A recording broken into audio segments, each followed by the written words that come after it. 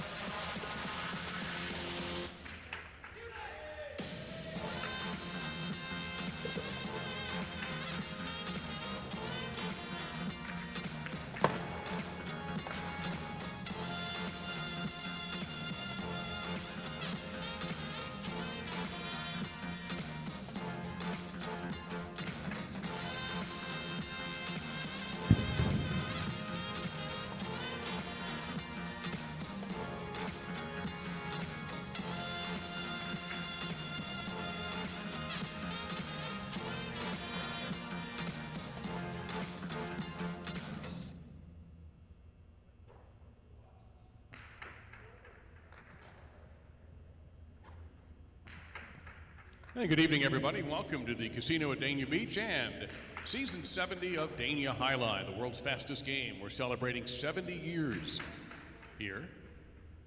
And tonight we have 9 games for you with 2 daily doubles, 3 superfecta games with spectacular 9 scoring, 2 pick 3s, 1 pick 4, and 1 scratch, which I'll get to in a moment.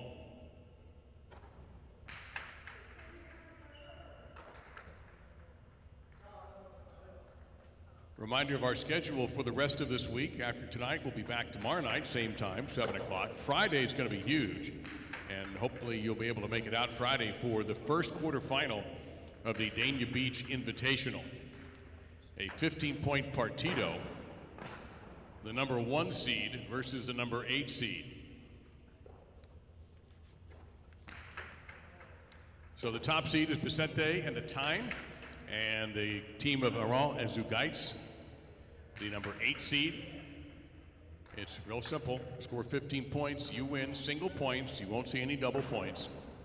And the partido, the traditional way the game is played in Europe and Mexico, it's both graceful and grueling, and it's a lot of fun. The winner will continue in the tournament. The loser, well, you can figure that out. One more tip before I give you the scratch, just a reminder about betting early. Don't get shut out. You should know the phrase by now. If the players are marching on the court while you're marching to the window, that's not really what you want to do. You want to beat the players to the court to have your chance of getting in. Now, the scratch tonight, you may have seen it on the board. Arietta, number 46, front quarter, will not be playing tonight. No effect in game number 1. But in game number 2, you can scratch Arietta and replace him with number 21, Dania. Dania, who's practicing right now, in fact, is going to be in post 6 in game number 2. In game number 3, scratch Arietta from post 3 and put number 12, Arrutia, in his place. So that team will be Arrutia and Argoitia. Arrutia and Argoitia will be in post 3 in game number 3. No change to make in game 4 other than Arietta not being in the substitute position. That does not affect posts 1 through 8, and that's only going to matter if we have another scratch. In game 5 in singles, post 2, it'll be number 20, Zugaitz. Zugaitz will be in post number 2 in game 5 singles. The next change will be game 7. Nothing in game 6, but in game 7, Echeberry, number 36, will take Arietta's place, and Echeberry will be teamed with Dania in game 7, post 7. And in game 8, Lalu will take over for Arietta in post number 4. That's in game 8. And that's it, as he is not scheduled to play game number 9. So anywhere you see Arietta, if you don't have a pen, just look at where it says subs and move the front quarter up. Or in the case of the singles match coming up with game 2, you can see that Dania will be playing in post number 6. Hope you have a wonderful evening. We're excited you're here, excited you're watching on our YouTube channel. Please subscribe to the Dania Beach Alai YouTube channel and like us. We have a lot of highlight videos. All of the performances from this season are on there, including the one that's being broadcast live tonight. So if you aren't available to make it but want to keep up with a live broadcast, you can do that anytime on our YouTube channel, Dania Beach Alai. Have a great evening. Best of luck to you tonight. And game 1 will begin in about 8 minutes.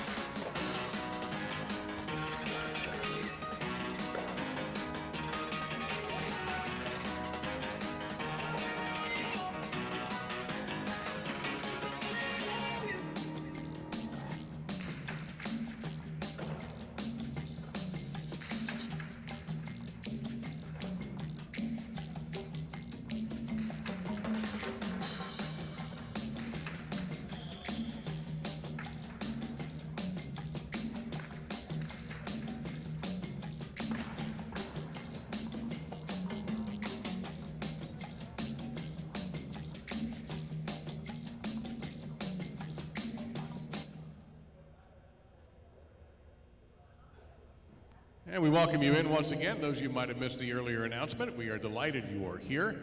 We are about to get tonight's performance underway, but first we do ask, as we always do, if you all will please rise. And gentlemen, please remove your caps as we honor America with the playing of our national anthem.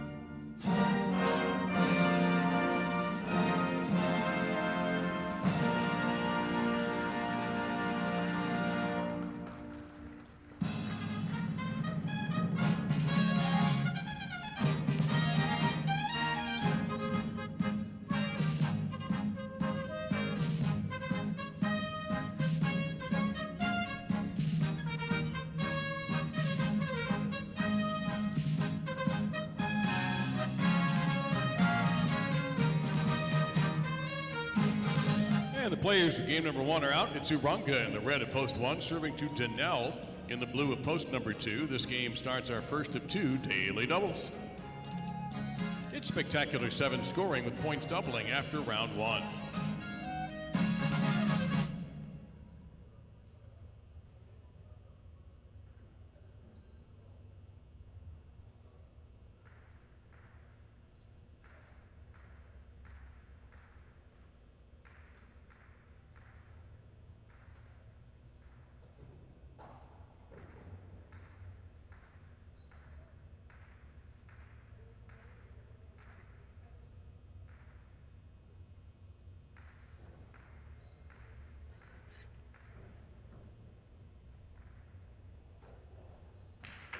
We're underway.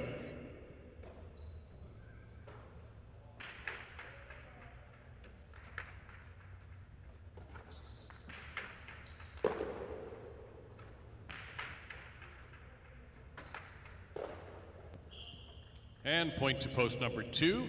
Dania will stay out and serve to Oyardi in the white shirt, post 3.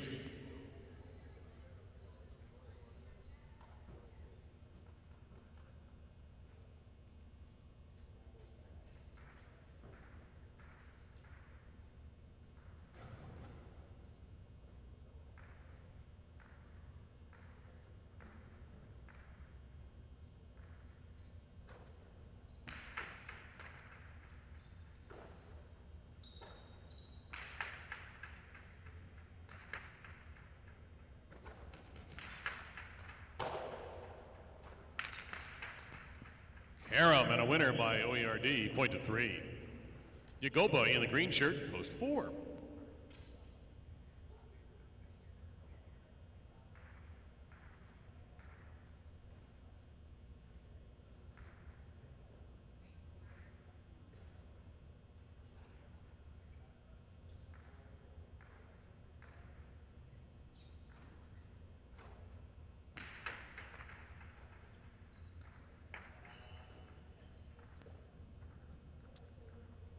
And that'll be point 3. Benetrix in the black shirt, post 5.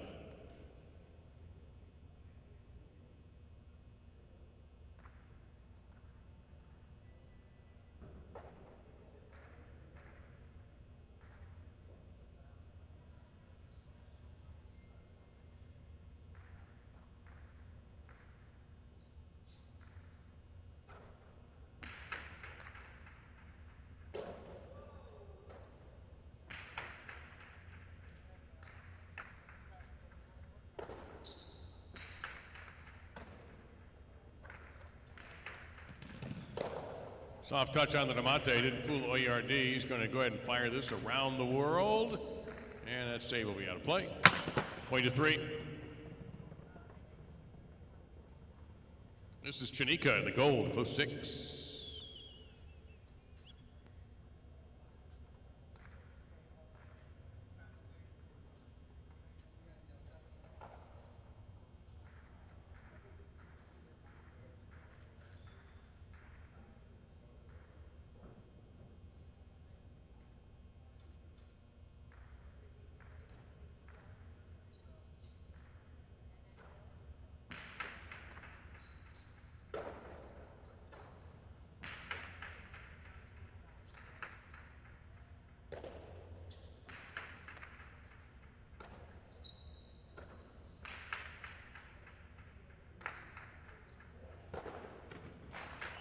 Score that for the 6.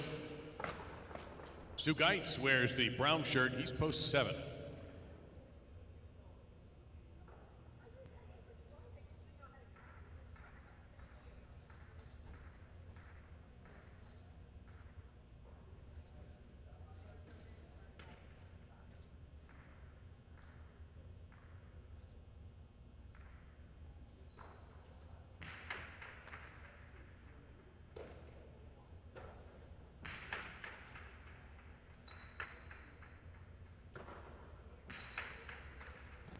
Robote stayed down the ball, point to Chanika in post 6. Here's Lalou in the purple to post 8 to complete the round.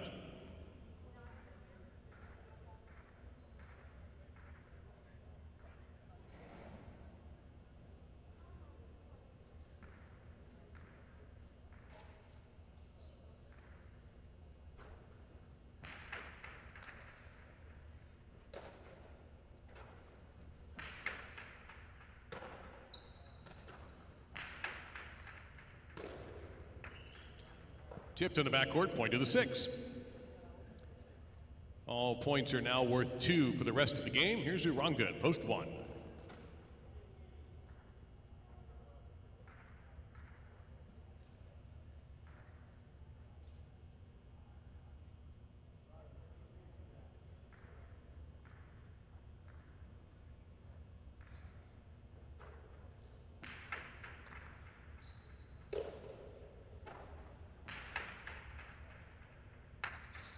Chula, point to 1. Now Danielle, post 2.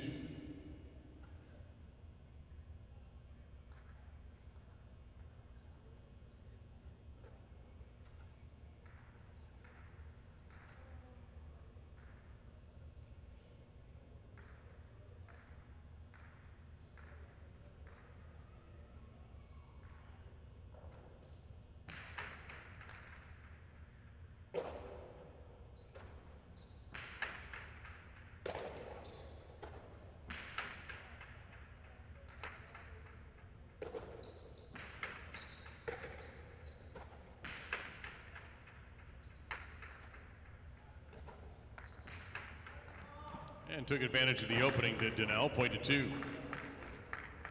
Here's the 4, Yagoba.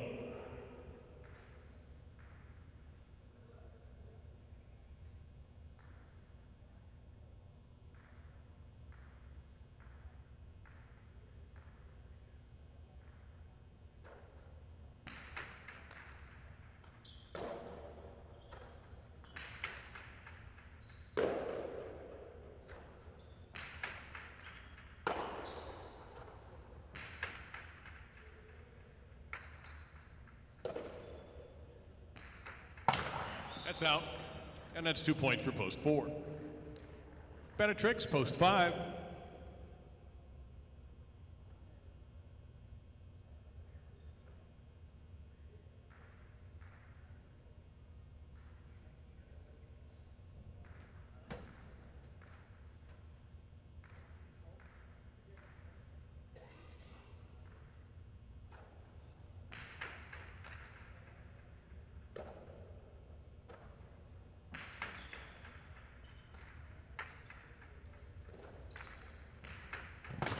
It's out, and that's 2 for the 5.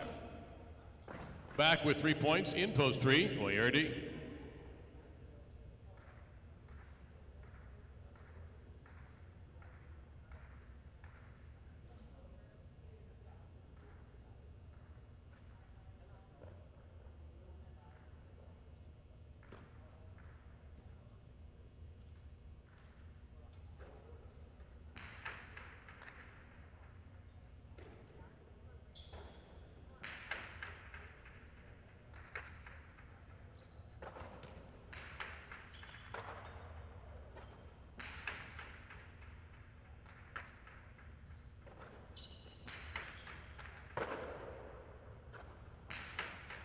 Good right side there by OARD. That checked up but is dug out beautifully by Benetrix. Karam, and Benetrix picks it up. Point 5. 5 serving 7, Zugaitz.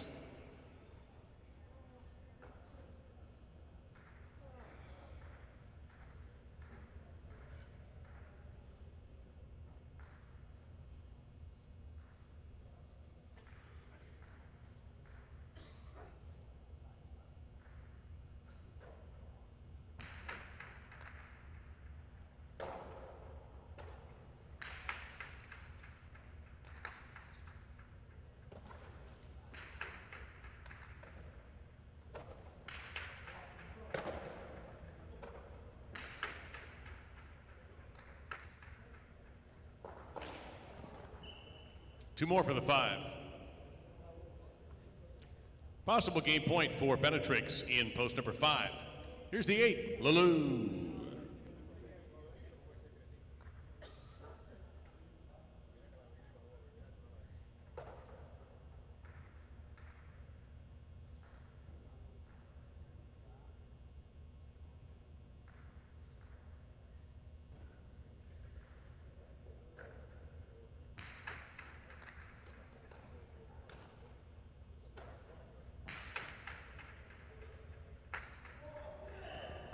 That doesn't come out. Point 8. Janika at post 6.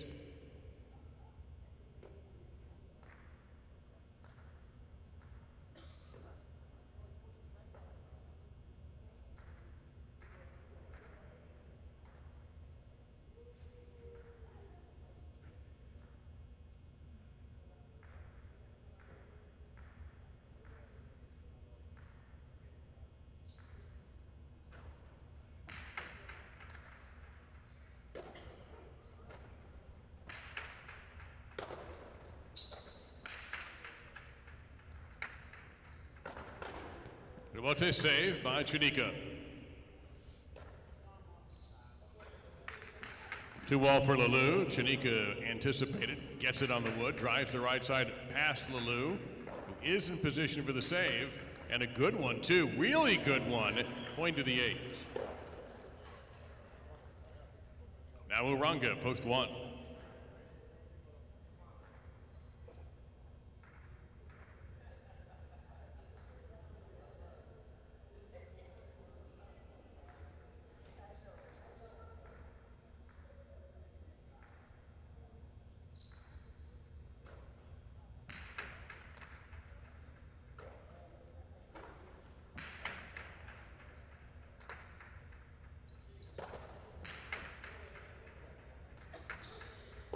Point to the 8 on a strong Rebote. Lulu has possible game point at post number 8. Here's Danielle, post 2.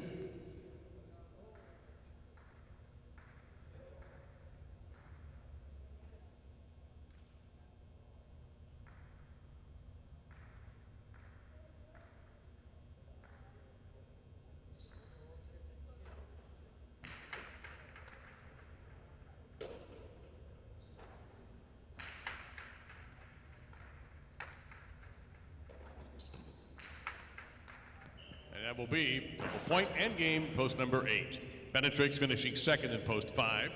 3 players are left for third place. The playoff begins with 3 serving 6 and 2 meets the winner.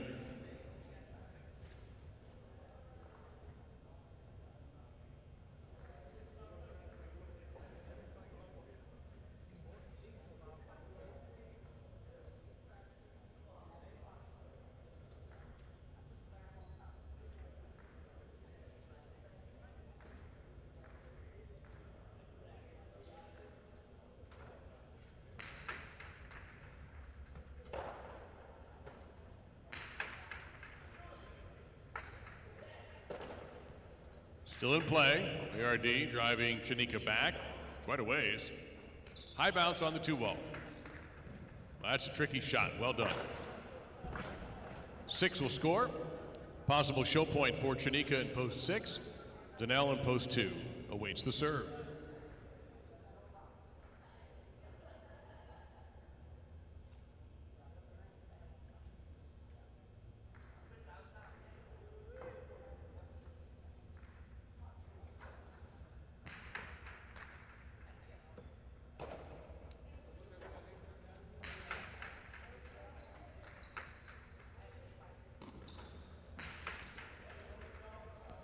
That'll be point and show, post 6.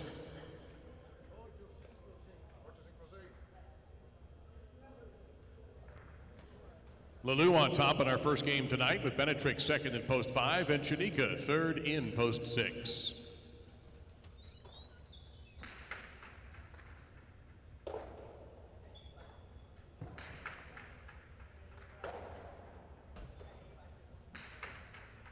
The exacta is an 8.5. It's good for $77.20. $34.60 for your 5.8 Quinella. And an 8.56 $2 trifecta, $772. In the daily double, 8 is your first number. Game 2 will conclude that daily double, and there is a scratch to make in game number 2. Take number 46, Arietta, out of all of his scheduled games tonight. In this case, the substitute will be number 21, Danielle. Danielle will be the sub in post 6 in the upcoming second game. Win, play, show, Quinella, exacta, and trifecta betting available on game number 2. We're back tomorrow night at 7 p.m. and Friday at 7 p.m. with 2 big things to look for. Number 1 is our second chance drawing after game 7. That's where your losing tickets may end up being worth something. All you have to do is take a losing ticket from a performance, such as perhaps tonight. Put your name and phone number on the back. You don't have to be here for the drawing. That's why we're asking you for your phone number. And the key is you must have a Casino Dania Beach Players Club card. And just put that number on there along with your name and phone number, and you're instantly eligible.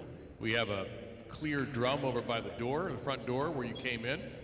And put all that in there, put the information on the ticket, and then Friday night we draw 3. A $20 free play winner in the casino, a $30 free play winner, and a $50 free play winner. That's on Friday. Also Friday, the first of our 4 quarterfinals in the second Dania Beach Invitational. And it's the number 1 seed against the number 8 seed. Aral and Zugaitz, number 8, Vicente and Atine, number 1. We'll also have in subsequent weeks 2 versus 7, 3 versus 6, and 4 versus 5. The losers are eliminated. The winners go on to the next round, which will be in February. And we'll have all of this wrapped up when our season ends in February. So it's going to be an exciting, fun night on Friday. Of course, tomorrow will be too, and so will Saturday, and the matinee, and the Sunday matinee, all here at Dania Alai.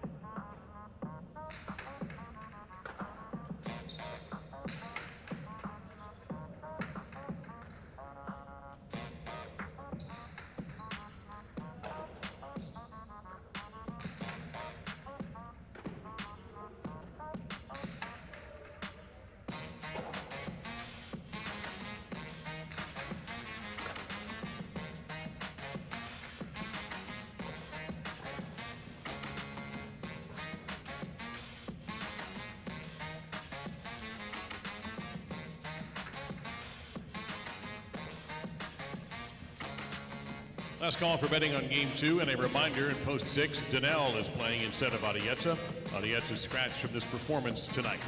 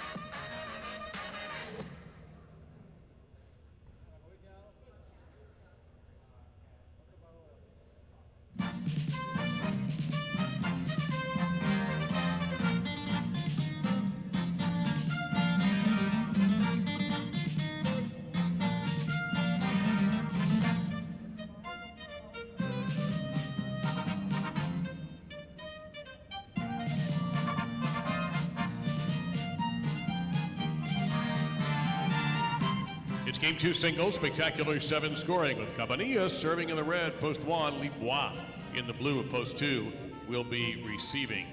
Spectacular 7 scoring game with all points doubling after each player gets a turn.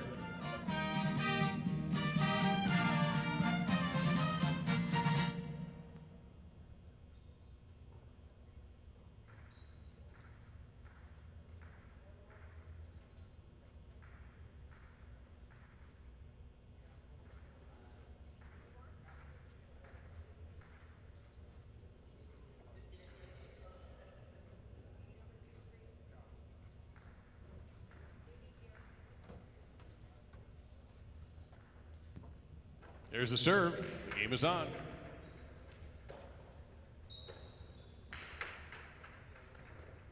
Terrific catch by Cabanillas.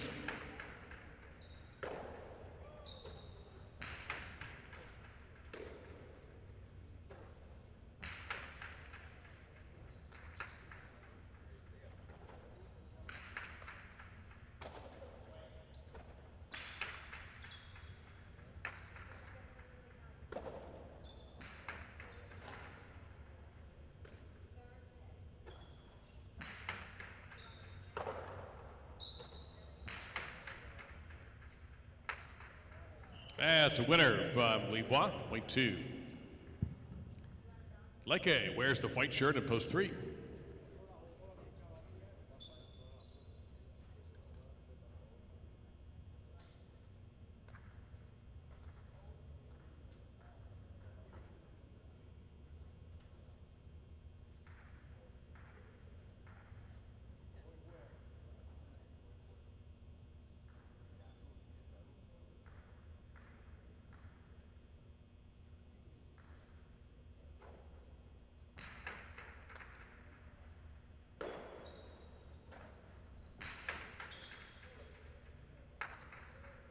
And that is perfection from Leke, point to 3. Argoitia in the green, Post 4.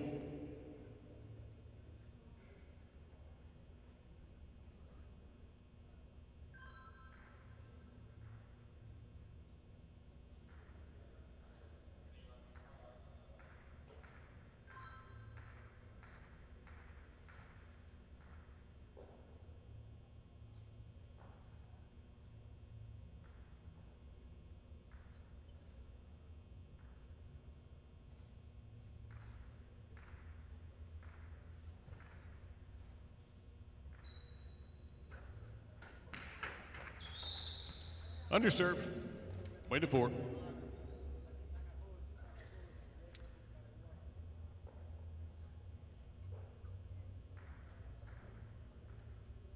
Now Rusty in the black shirt, post 5.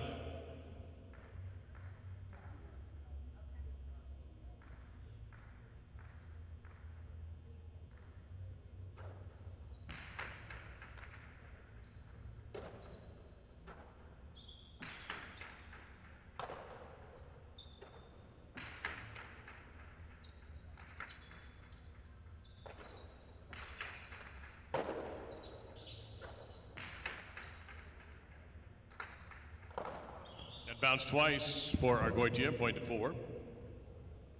Now Danielle substituting for Arietta in the gold shirt, post 6.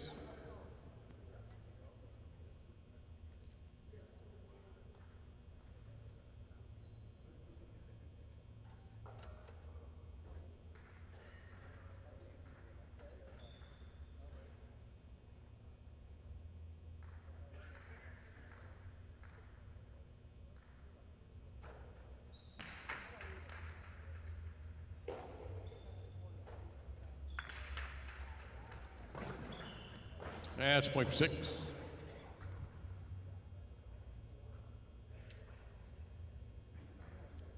Lubboard in the brown shirt, post 7.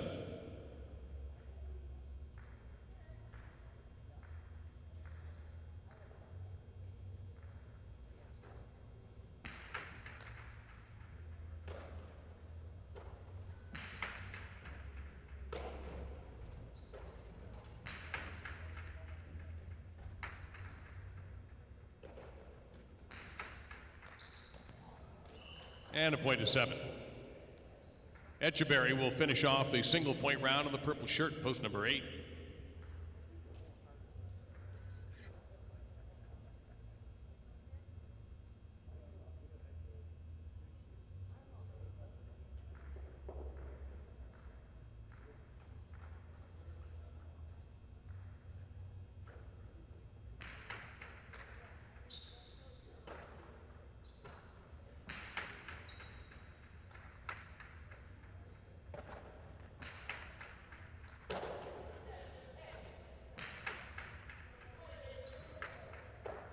And that's a point for Etcheberry in post 8. He'll begin the double points round on the serve to Cabanillas in post 1.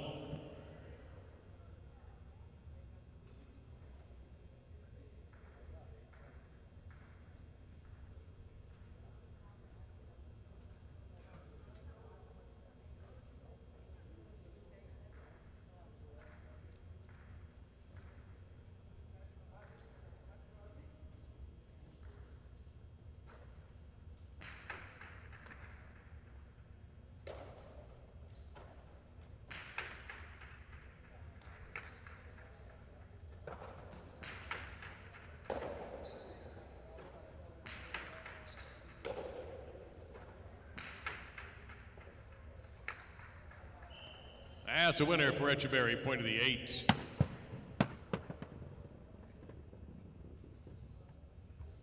Now Libois receiving serve from Etcheberry. Libois in post 2.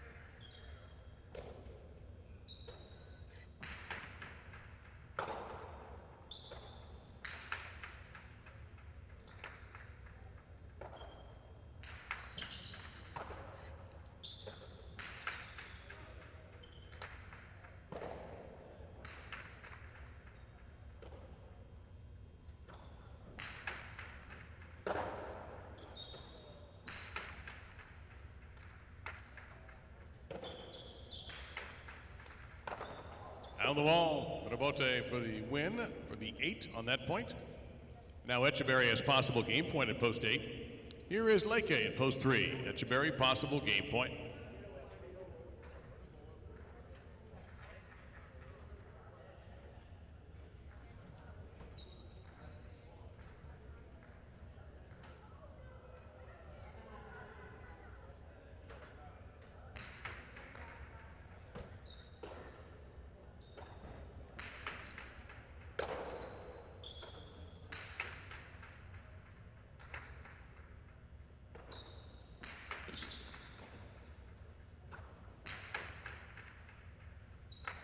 Check, and that's a win for Etcheberry at post 8. Argoitia second in post 4. There'll be a 4-way playoff for the show position. 6 will serve the 7, 2 serving 3, and then the winners will play for show position.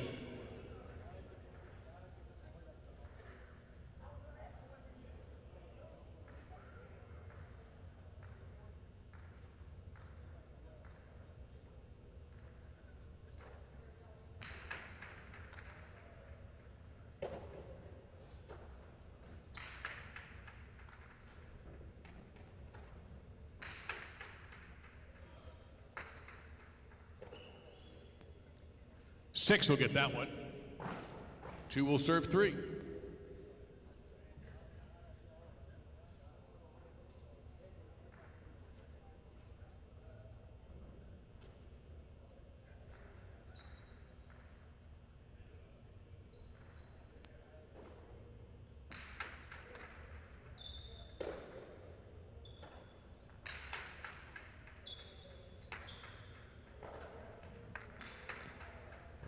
Can he get there in time? Yes, he can.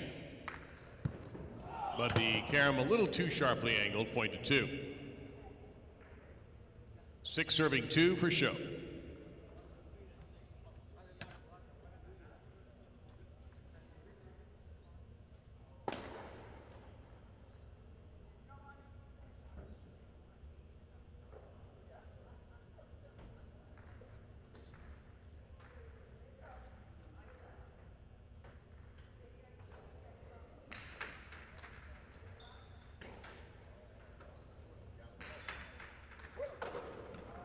Point 2 for the show.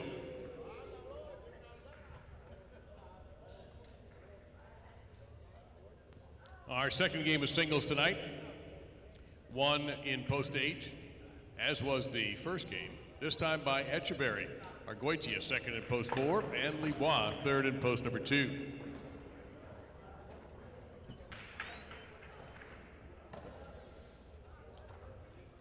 The results are in, and it's an 8-4 exacta, 63.80, a 4-8 quinella, 49.20, an 8-4-2 $2 trifecta, 497.40. Pair of 8s for your daily double, $69 on a $2 ticket. Time for our first doubles match, and we're going to make this one exciting by throwing in the superfecta. Spectacular 9 scoring. All points will still double, but the new winning point is 9. The superfecta involving 4th place as well. So make your selections on game number 3 right now, and be reminded there is a change in your program. Urrutia replaces Arietta, already out there warming up as number 12.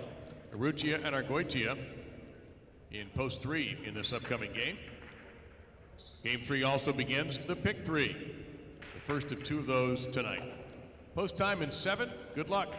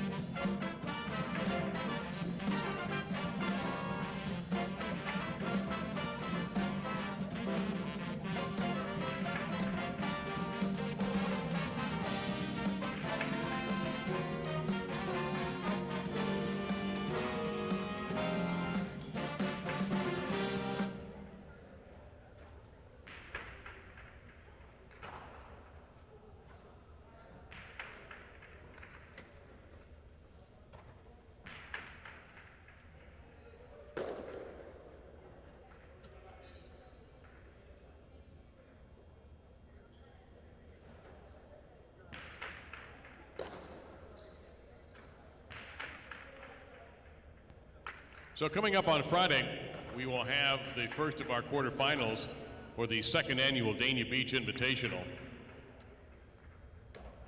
And the 15-point partido.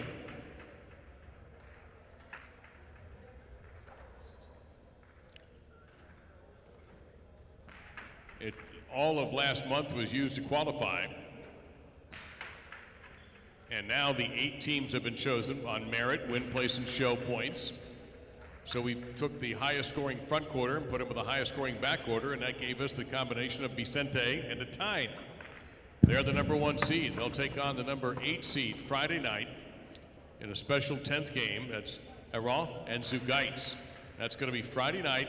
The winner advances, the loser does not. It's that simple. The following Friday, the 12th, it'll be the 4 versus 5 battle. Arietta and Danel, Chanika and Argoitia are the scheduled teams on the 12th. On the 19th, it'll be 3 versus 6. That's Uresti and Oyenard taking on Benetrix and Oyard.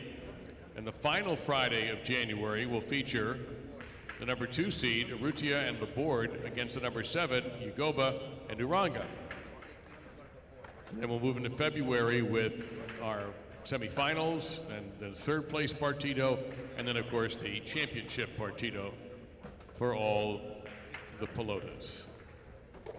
That's all coming up starting this Friday, the special 10th game.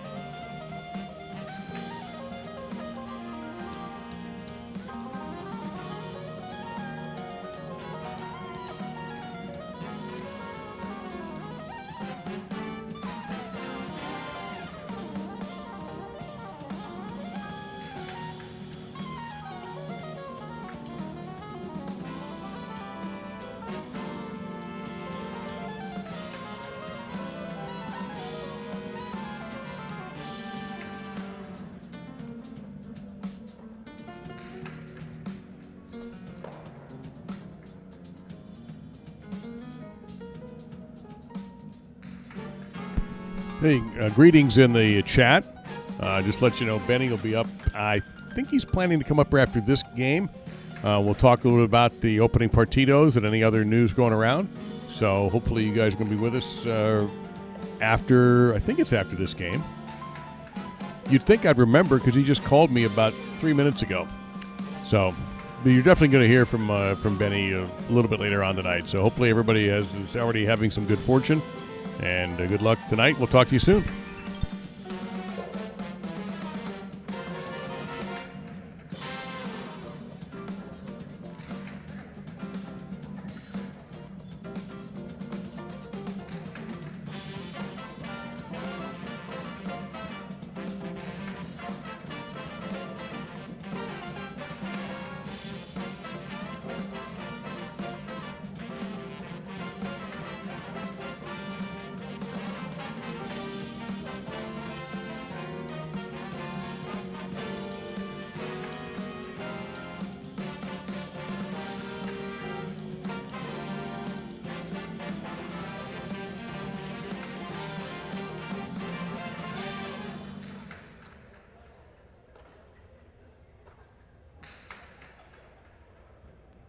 Last call for betting on Game 3 doubles. Urrutia replacing Arrieta in the front court of post number 3. Arrieta scratched from all his games tonight.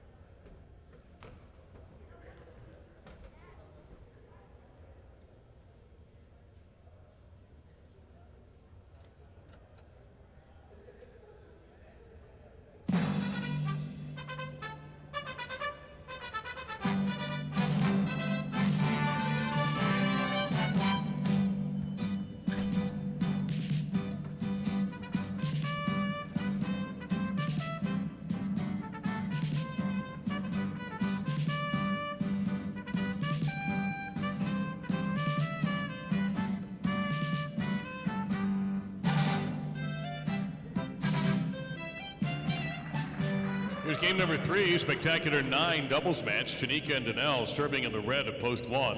Lulu and Uranga in the blue of post 2 will be receiving.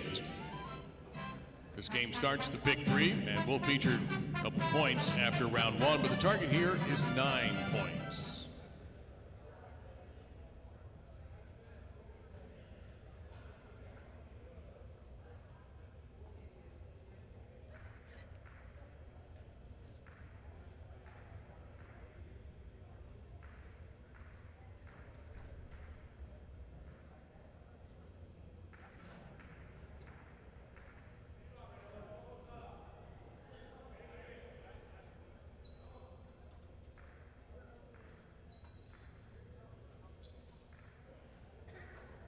And the game is underway.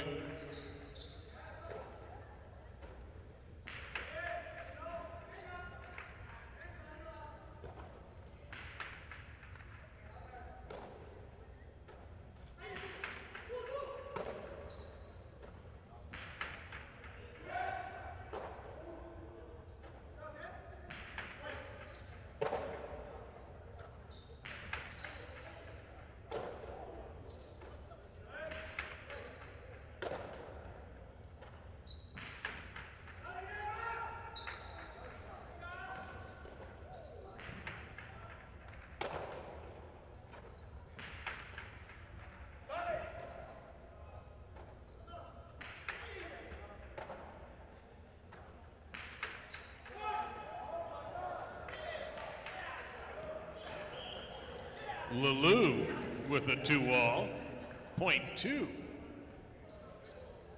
Urrutia and Argoitia post 3, white shirts.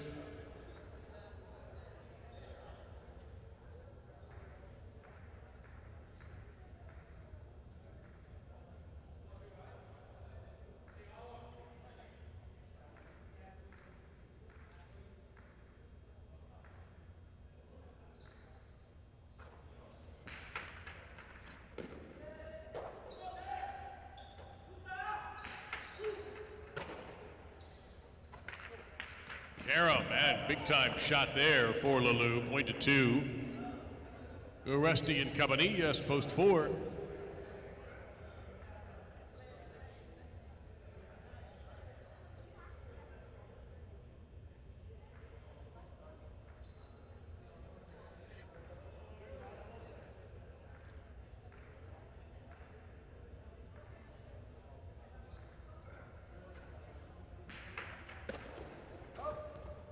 On the inside placement, but Lulu's all over that. He'll just rip another one. Point to Lulu in post 2. Yagoba and Laborde post 5, black shirts.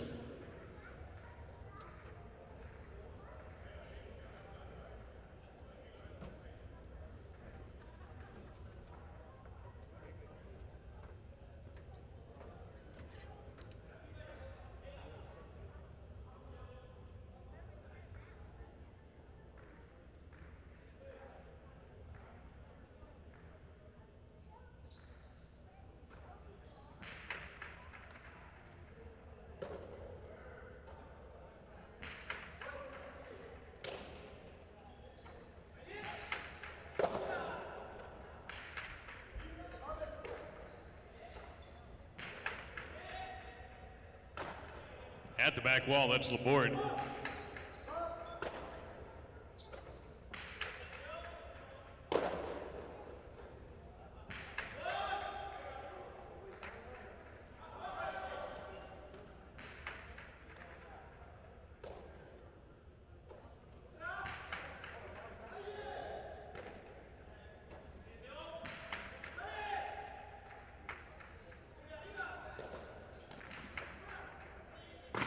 It's out. Point 2.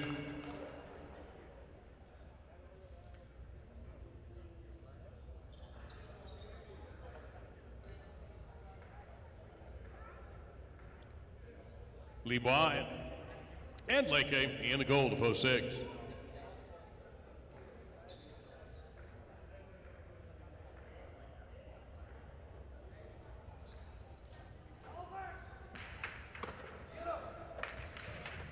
And Amate and Lebois stops the run. Point 6. Etcheberry and Oyard in the brown to post 7.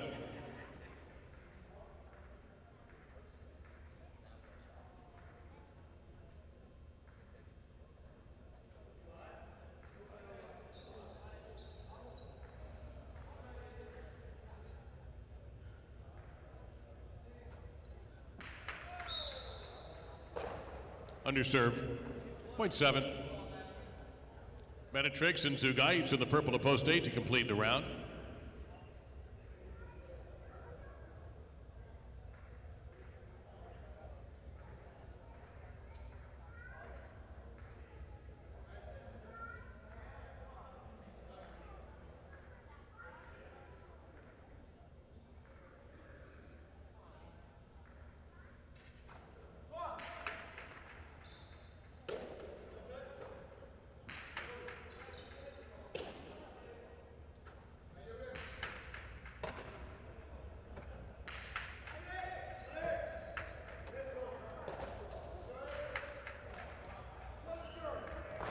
That'll be a point for 7. All points are double. Remember, this game is decided only when someone reaches 9 points. Here's Chanika and Donnell in post number 1 to start the double point round.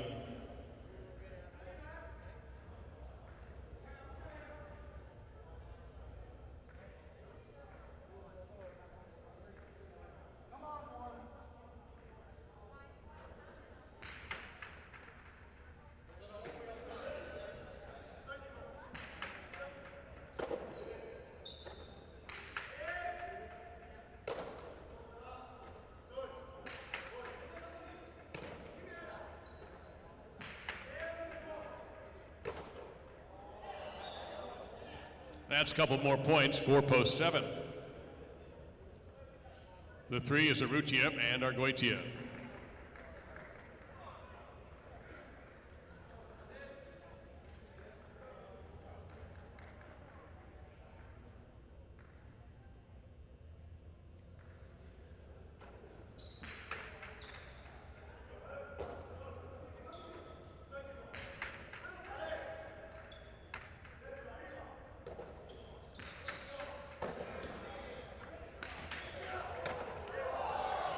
Point to 3. Uresti and Cabanillas. Post 4.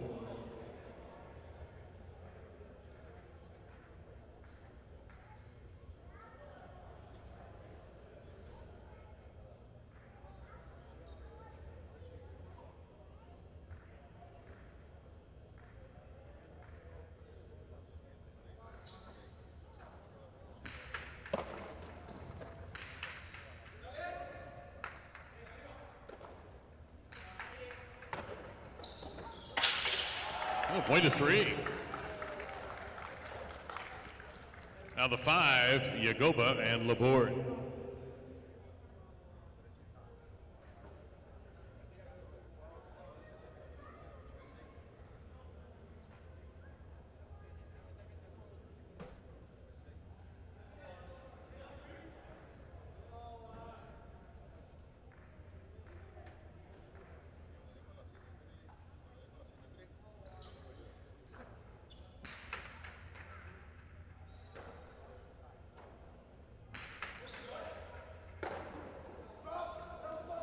Tough catch pulled off there by Argoitia.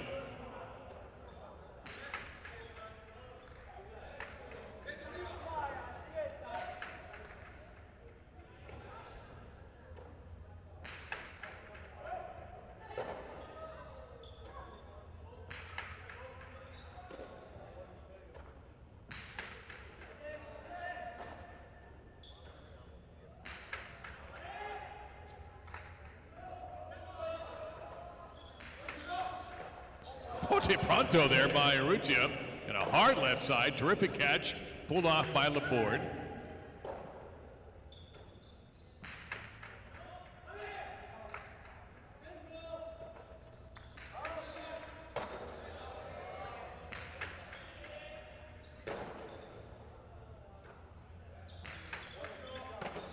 Win to 5.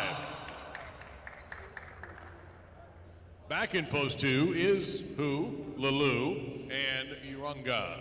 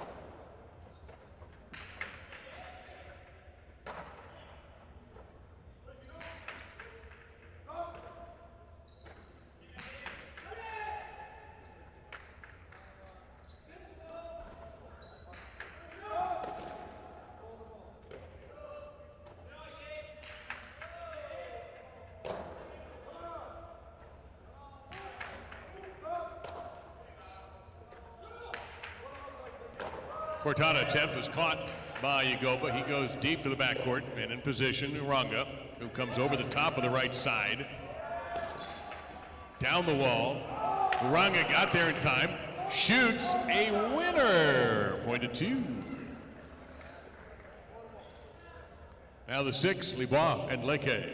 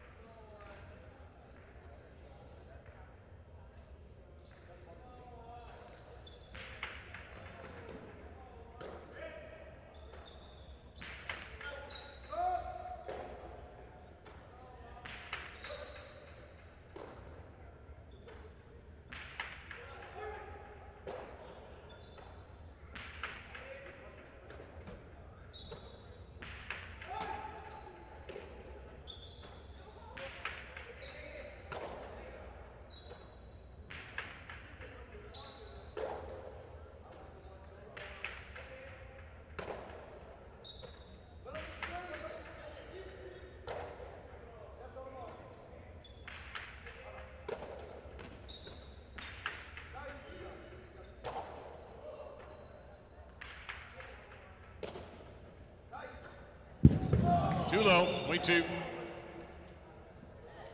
8 points and possible game point for the 2, Lalu and Uranga. Here's Benetrix and Zugaitz in post number 8. It is possible game point for the 2.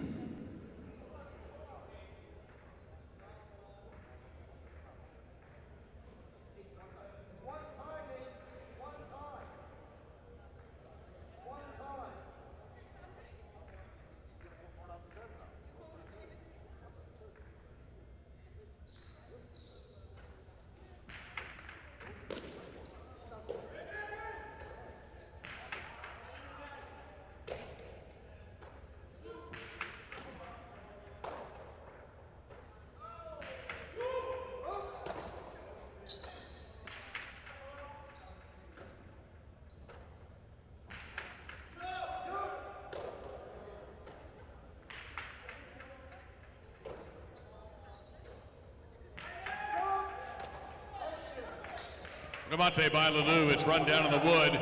Benetrix goes over the top of the right side on the charge and making the grab is Uranga. And he clears the front court. That's a tough running catch for Zugaitz.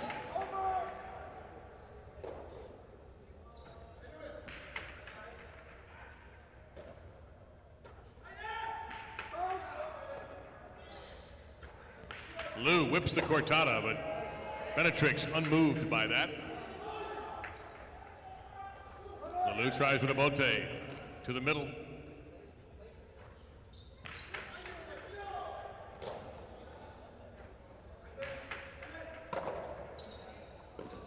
Fake the outside, goes inside. Lelou was able to get there before the second bounce. Benetrix sees the back quarter come in, tries to go over his head, and he manages just enough. Point to 8.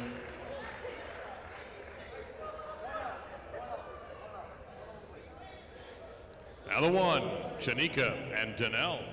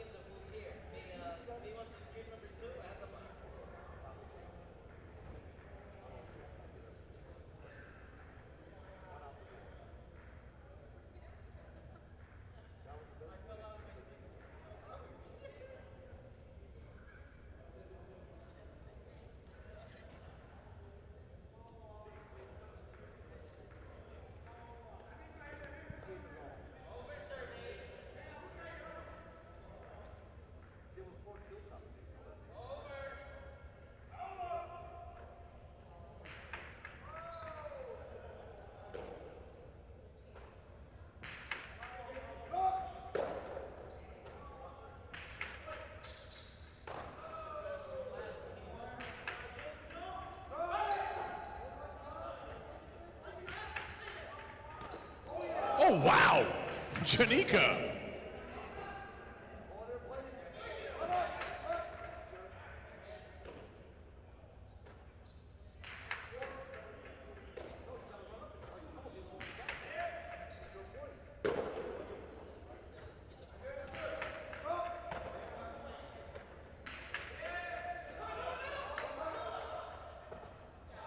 Point to the 8.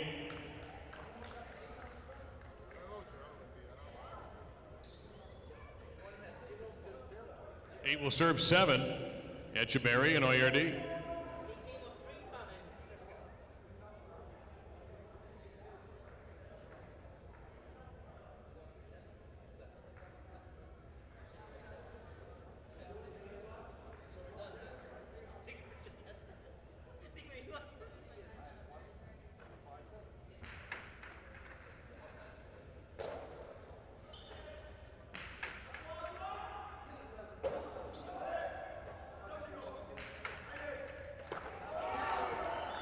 Two more for the 8. Now back in post 4, Uresti and Cabanillas.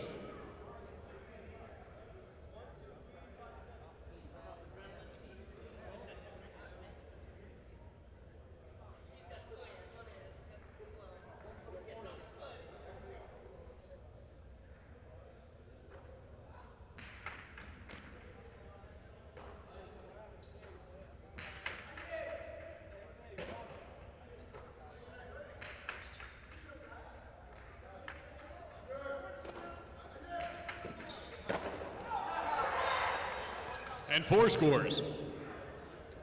Here comes the 3, Urrutia and Argoitia.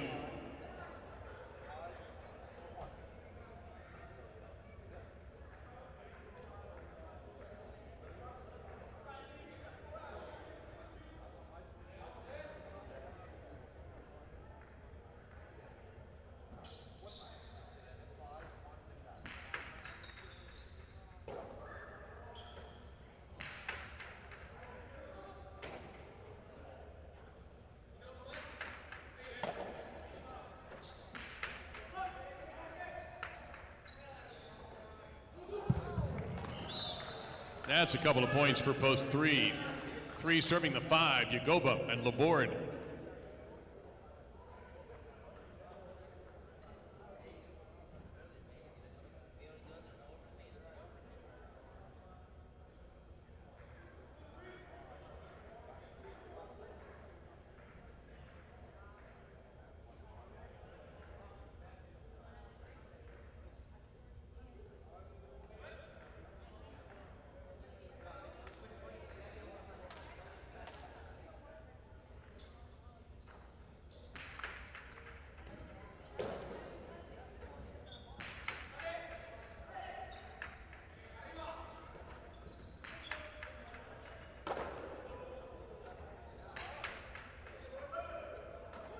At the back wall, Argoitia fighting off the paint.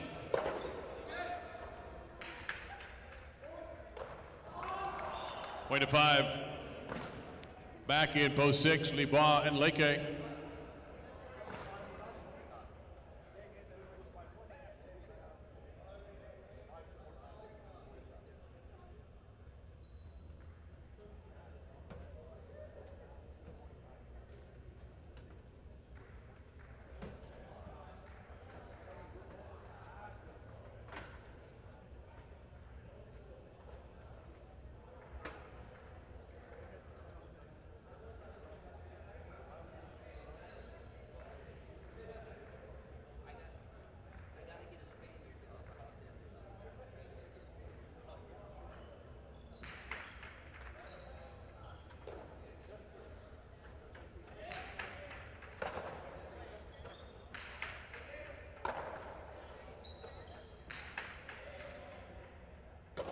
At the back wall, that's Laborde.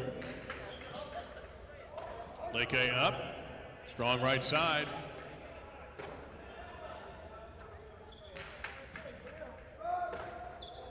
Good catch around the shoe tops by Leke.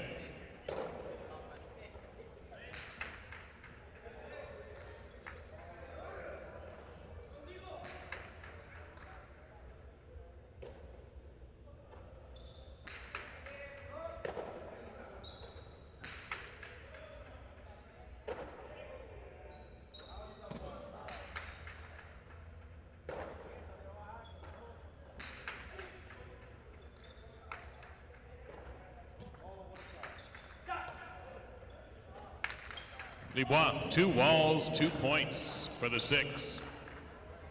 Returning with possible game point, Lalou in post 2. His partner Uranga, their receiving serve with possible game point.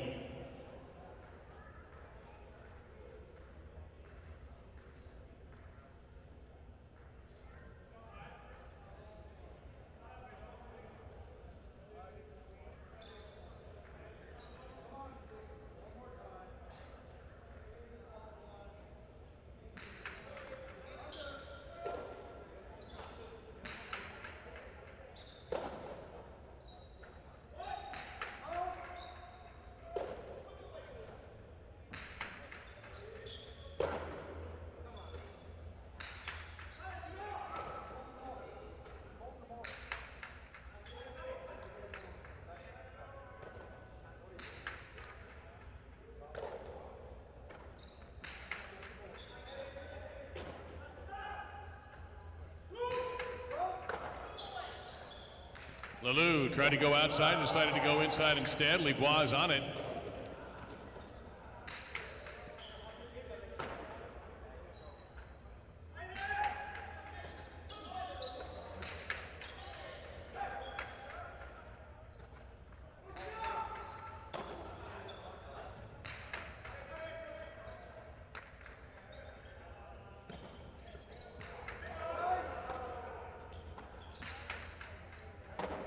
Up for that grab. Just whips the sidearm 2-wall, point 6. Chanika and Danielle in post 1.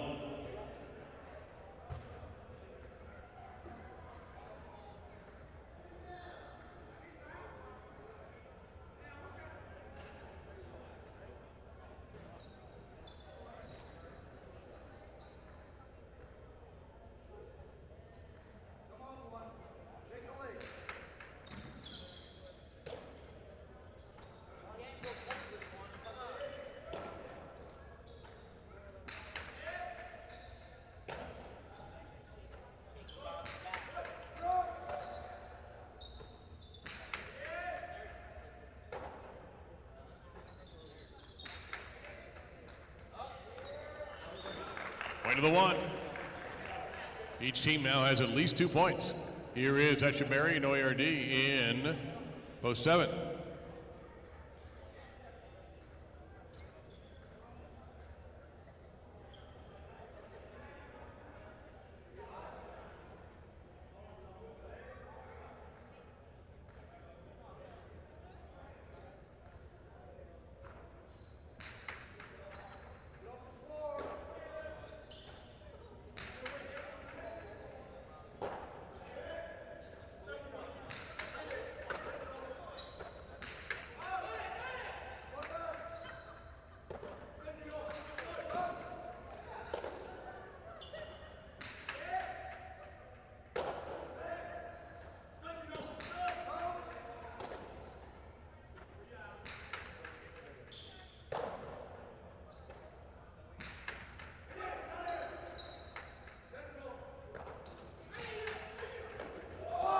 by Chanika.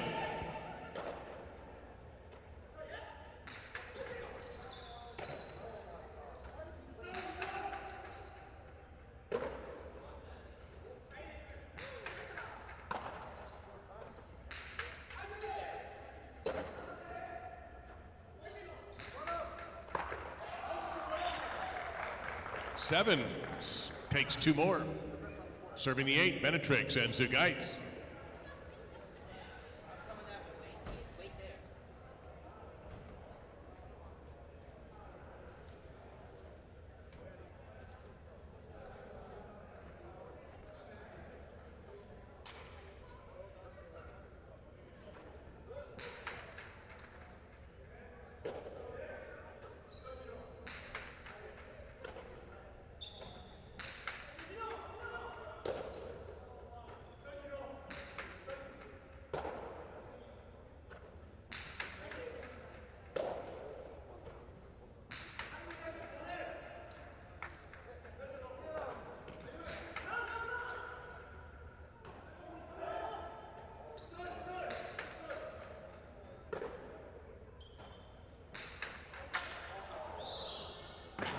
Out of play.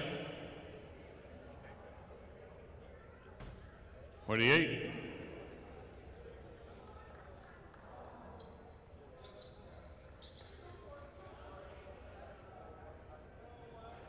Possible game point for post number 8. Here's the 4, Uresti and Cabanillas.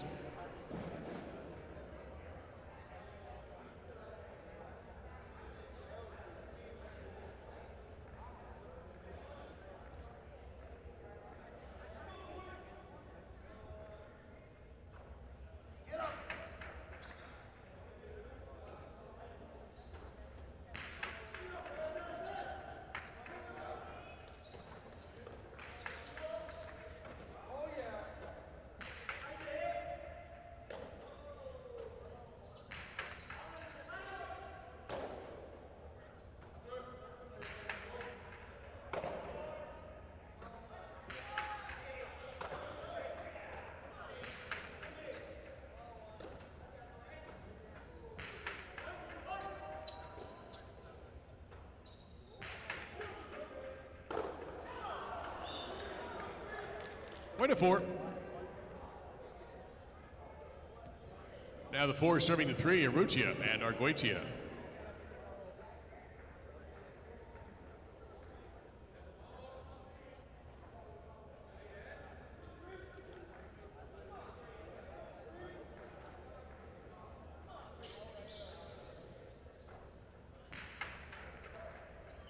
Overserve, point 3.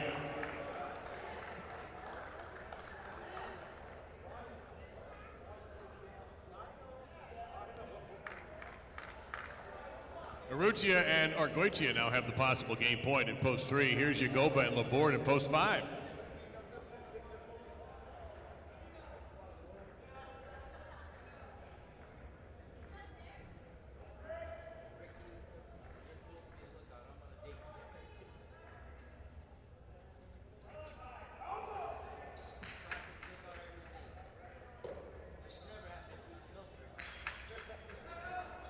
Out of play.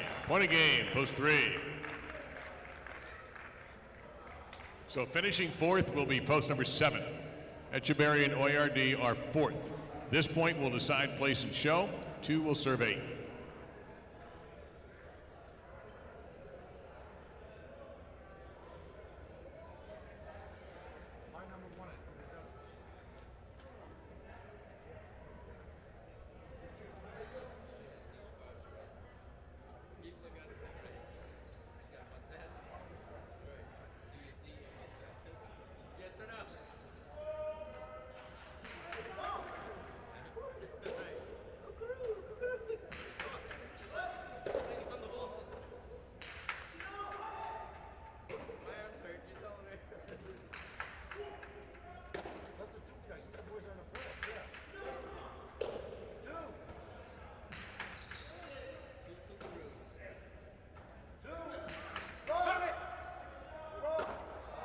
Point to the 2, they are 2nd, 8 is 3rd, and as mentioned earlier, 7, 4th.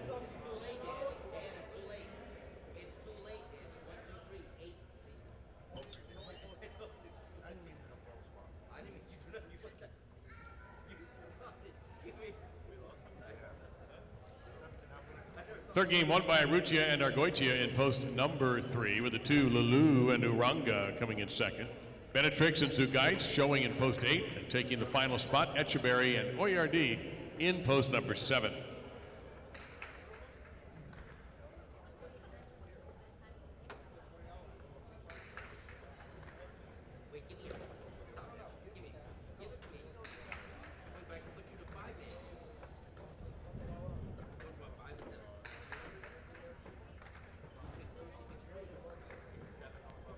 And the results, 3-2 Exacta, $53, 2-3 Quinella, $20.60, 3-2-8 $2 trifecta, $606.80, dollar superfecta, 3-2-8-7, $944.10, and the 10-cent version is $94.41.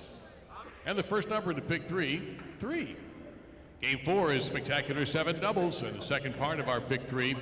Don't miss out on game number 4. 7 minutes to post. Don't be left behind.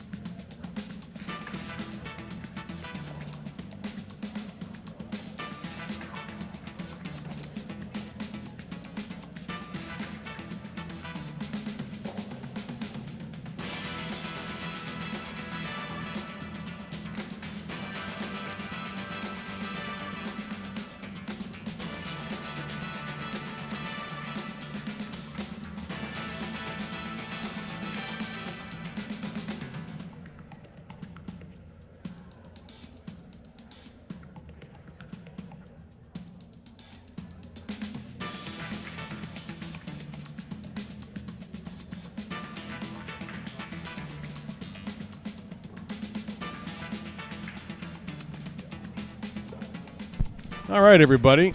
As promised, player manager Benny Bueno was here.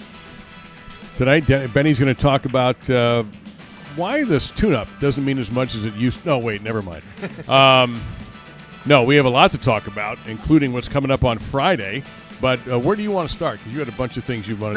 No, we can talk about Friday. I just wanted to mention real quick about, Arrieta's scratch. Everybody, everybody's probably curious as to what happened and how he's doing. But he's okay. He went to the doctor this morning, and he's been feeling a little bit of pain in the other knee. This is not the same injury as last year. Last year he had something in his left knee. Early in the season he fell down for a rebote, I believe, and he felt a little something in his right knee. And he's been kind of putting it off, just hoping that it was a bone bruise or something. But, the pain hasn't gone away, so he wanted to, just get it looked at. It's always good to have the doctor either clear you or give you the bad news that it's not anything you want to hear. But the doctor sent him out for an MRI. He got that MRI this afternoon, and he is going to have the results hopefully early tomorrow. So there's a couple of scenarios that could be happening with him. It could be a bone bruise, which in that case he would just probably continue to ice and deal with the pain until it goes away. Or it could be B, a slight meniscus tear, which in that case the MRI will tell if the tear is small enough to get a cortisone shot, or if it's too big of a tear and he can't get a cortisone shot. So if he can get a cortisone shot, he'll get that tomorrow morning, and then he'll be out probably 2 or 3 performances just to let the medicine work, and then he'll be back to play and hopefully pain-free for the rest of the season. He plays next Friday night in Right. a partido, so he wants to, regardless of what it is, he wants to be back on the court by no later than Wednesday or Wednesday night. But if the doctor lets him play, he'll play Sunday. And in the worst case scenario, it is a meniscus tear, and the tear is too big to get a cortisone shot, because sometimes when the tear is too big and you put a needle in it, it tears it even more. So the doctor wants to see it on the MRI. And in that case, then he'll be day to day, week to week, month to month until the season ends. Okay, yeah, my oldest son had a meniscus issue his junior year of college basketball and played through it, Right. and it eventually got better, but it hampered him. Yeah. He didn't have the surgery, because if he had the surgery, he knew he was going to miss a year, and he didn't want to do that, so he just played through it. So it's doable, but it's not easy. Yeah, it's painful, and it's, I was also telling my wife has a meniscus tear, and she never got it fixed, but she deals with the pain. Sometimes she can go on the treadmill, sometimes she can't. So Yeah. He'll probably be the same, where sometimes he'll play. We play so often that he may get irritated and have to take a day off or a couple days off to rest it. But the better case scenario is that, if it's a bone bruise or if it's just a small tear and he can get a cortisone shot. All right, well, we'll hope for the best for him. Yeah. Because that's next Friday. We were talking about a couple of guys who aren't – well, actually, one team really caught your eye today that is playing Friday. Yes. And not the headline team, the 8th seed, right? Who was it that no. What team were you just talking to me about? I was just talking about Benetrix and ORD. There you go. They're playing in a couple of weeks. They played a game earlier this afternoon where they played really well. They gelled well. They communicated on the court, and they actually won that game. So, I was just mentioning how now we're going to start to see the pairings just in the regular Quinellas, and we'll be able to just kind of get a glimpse of how they're going to do on the court. Sometimes players gel really well, and sometimes they don't. And so that's what I think I'm going to be looking at in the next couple of weeks. Unfortunately, there's two teams that play this weekend that they're not going to have that much time to get it together, even though I'm sure they've played a dozen times together already, which is Vicente and Atine, which is the 1 seed. And then we have Aron and Zugaitz, which are the number 8 seed. So that's this Friday night, and I'm very curious to know what you think about that matchup. Well, we talked a little bit about Atine, who got a little, I think, shook last year. Yeah. To be nice about it. We hope he outgrew that. Well, that's just it. That's going to work one of two ways, and everybody knows how this is going to go. It's either going to improve him, or he's going to stick there like a bad clam, Right. And it's going to bother him. I think Aron and Zugaitz are going to give him a game without question. Yes. And so I think Zugaitz is going to keep up with them. Right, and I think that's just it. Yeah, Zugaitz is – he's pretty steady. What's really been exciting to watch, and we were talking about Arguetia earlier, who plays next week, the improvement in these younger players, a lot of them have made leaps in a month. We understood that it would take 2 weeks, maybe even longer, to adapt to new living conditions, new court, new rules, instead of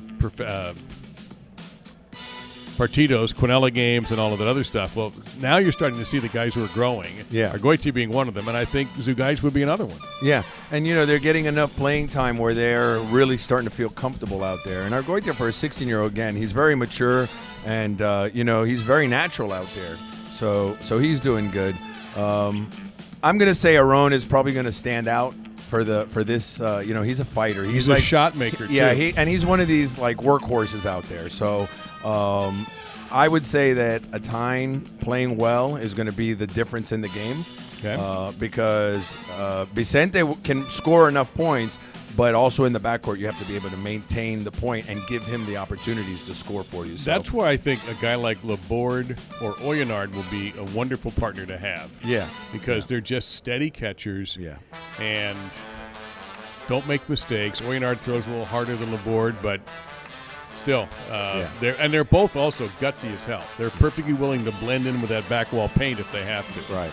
I think what I'm saying is I'm not going to make a prediction just yet. I think we're going to hold out. I'm going to predict when it's all over. I'm going to predict on Friday night, 2 minutes before post time. All right, we'll look forward to that. All right, we'll talk to you all later. Hope you're enjoying your evening, and here we go with game number 4.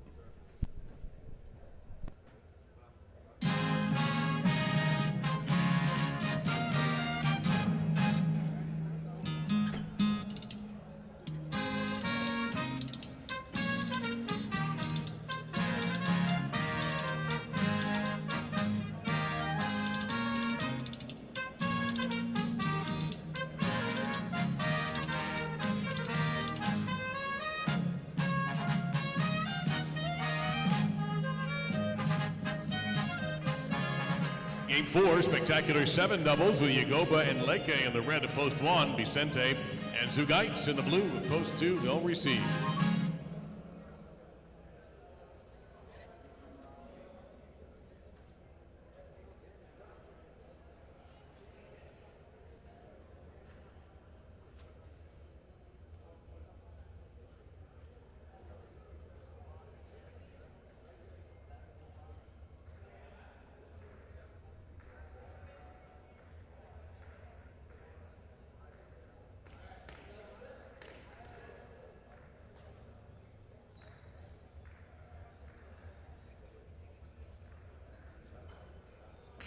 Game is on.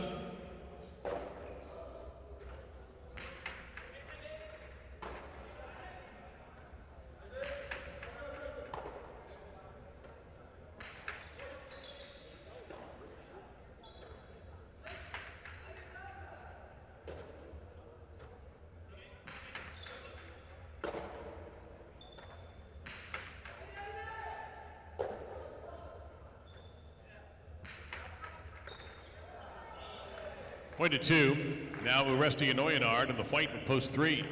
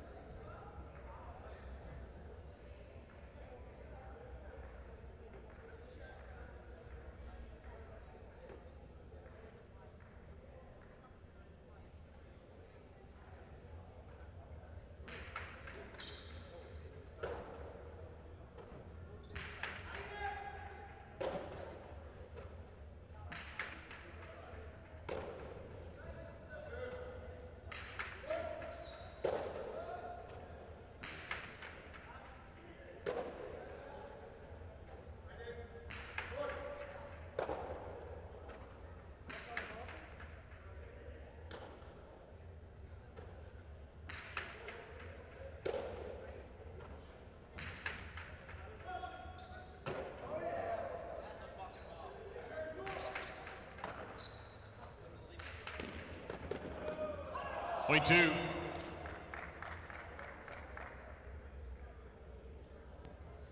The 4, Chanika and Daniel.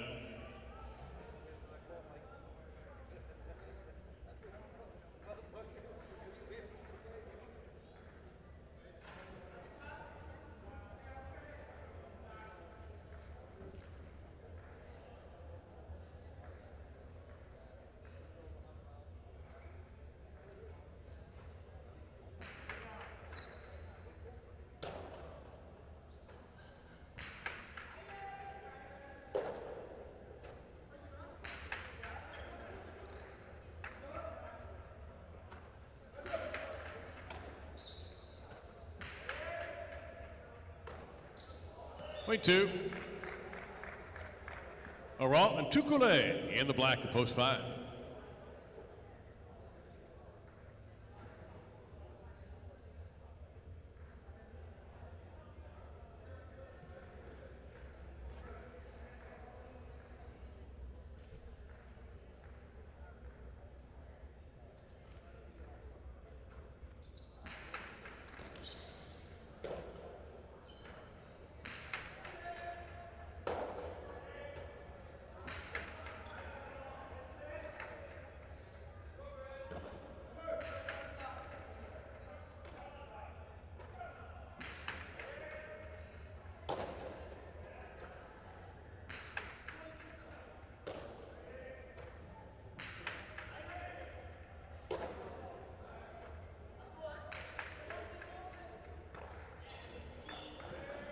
That's a point to 5.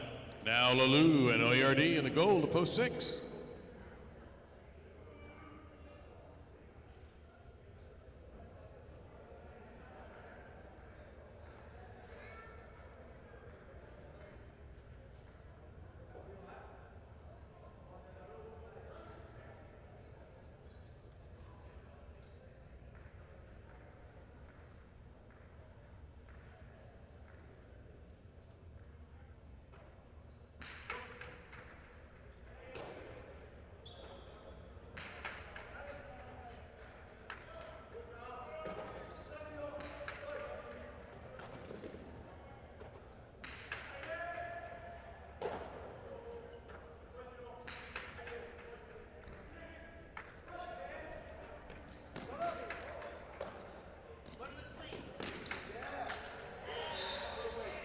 And that's off the scoreboard, point to the 6.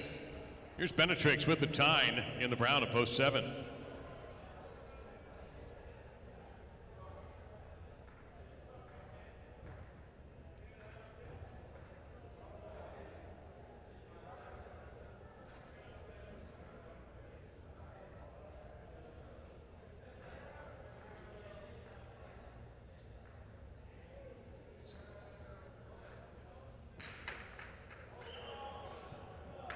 Seven scores on the over serve. The 8 team is Aruchia and Iranga, purple shirts at post 8.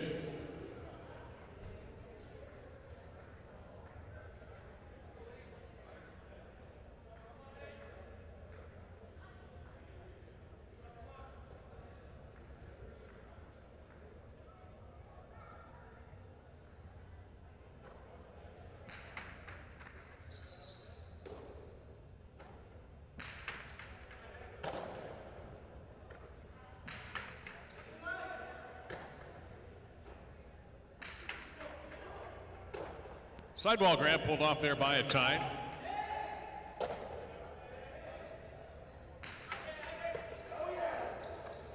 Benetrix off the good catch, throws Cortada crashing into the wall. Zarutia.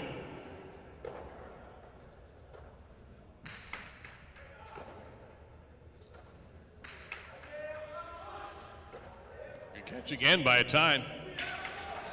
But off the metal, point to the 8.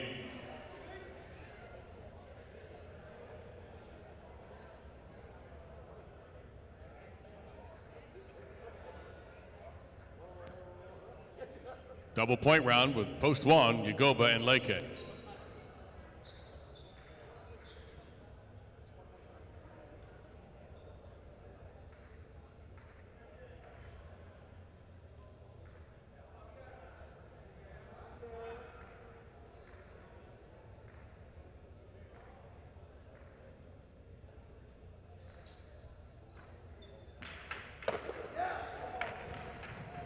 And making the grab on the run, Arutia. And he unloads a winner from there, point of the 8. Now the 3 team, Uresti and Oyenard.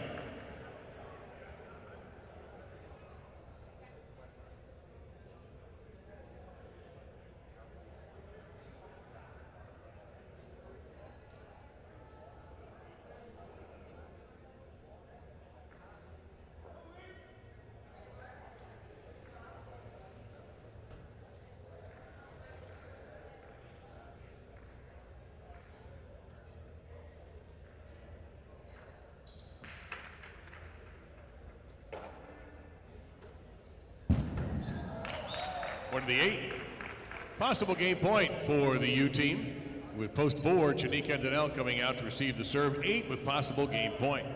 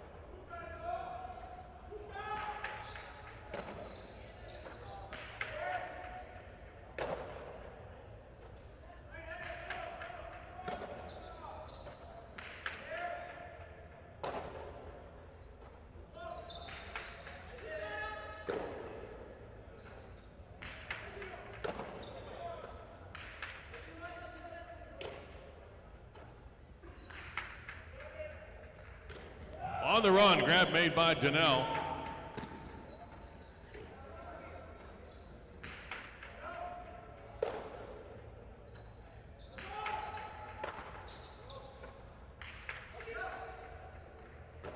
Smooth catch there by Donnell.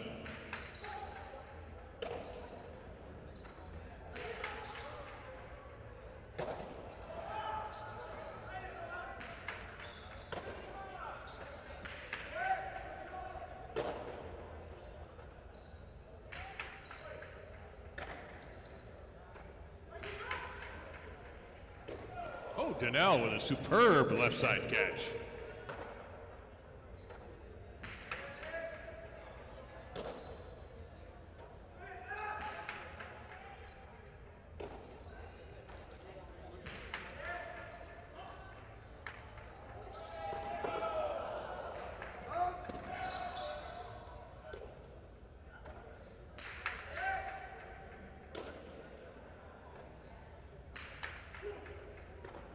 Ruccia takes a little paint off.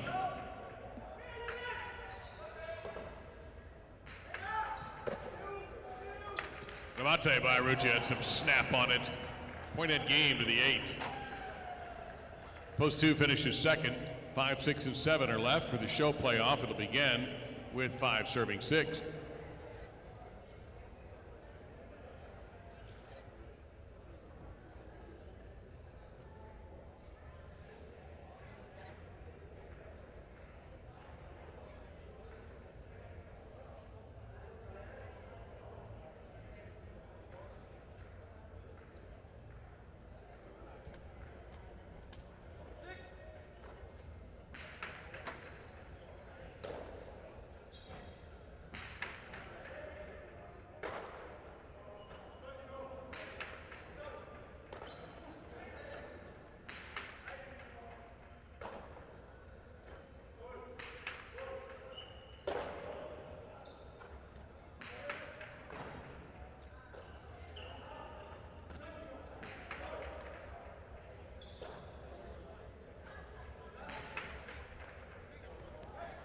Way to 6.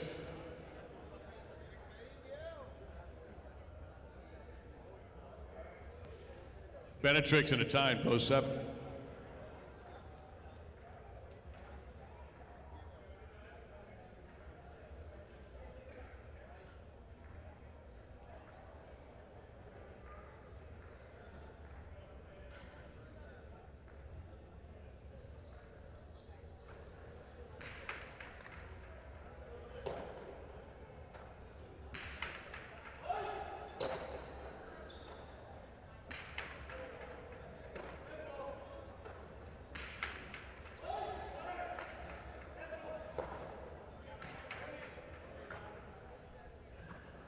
Benetrix with the cortada, point to the 7. For the show, 7 serve 6.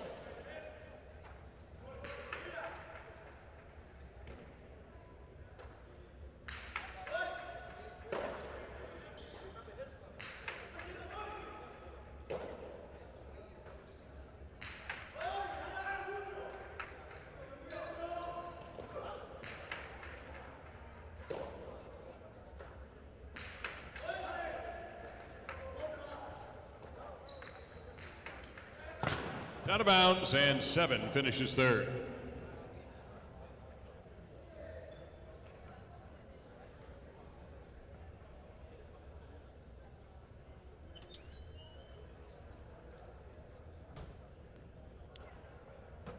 And game 4 won by Ruccia and Uranga in post 8. Vicente and Zugaitz were second in post 2. Benetrix in a tie in third in post number 7.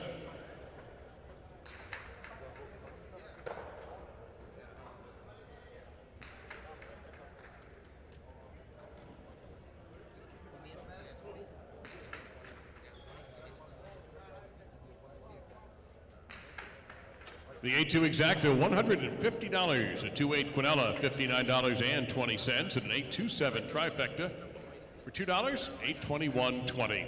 Second number in the pick 3 is an 8. Game 5 will conclude that pick 3. We come back to singles with spectacular 7 scoring and a change. Arietta is out of action tonight. Zugaitz, who's already warming up in the blue of post 2, is out there now. Zugaitz replaces Arietta in the 5th game.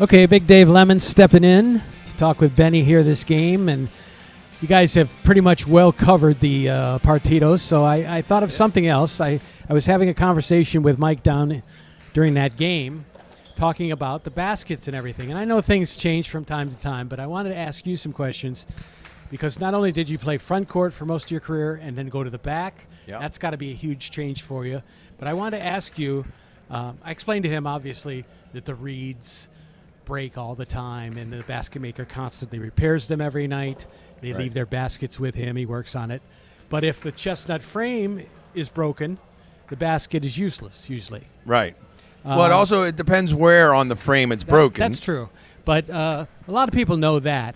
But what I wanted to get was your description of what you preferred in a basket, what you told your basket maker you wanted, how often did you get that, and what happened when things went wrong.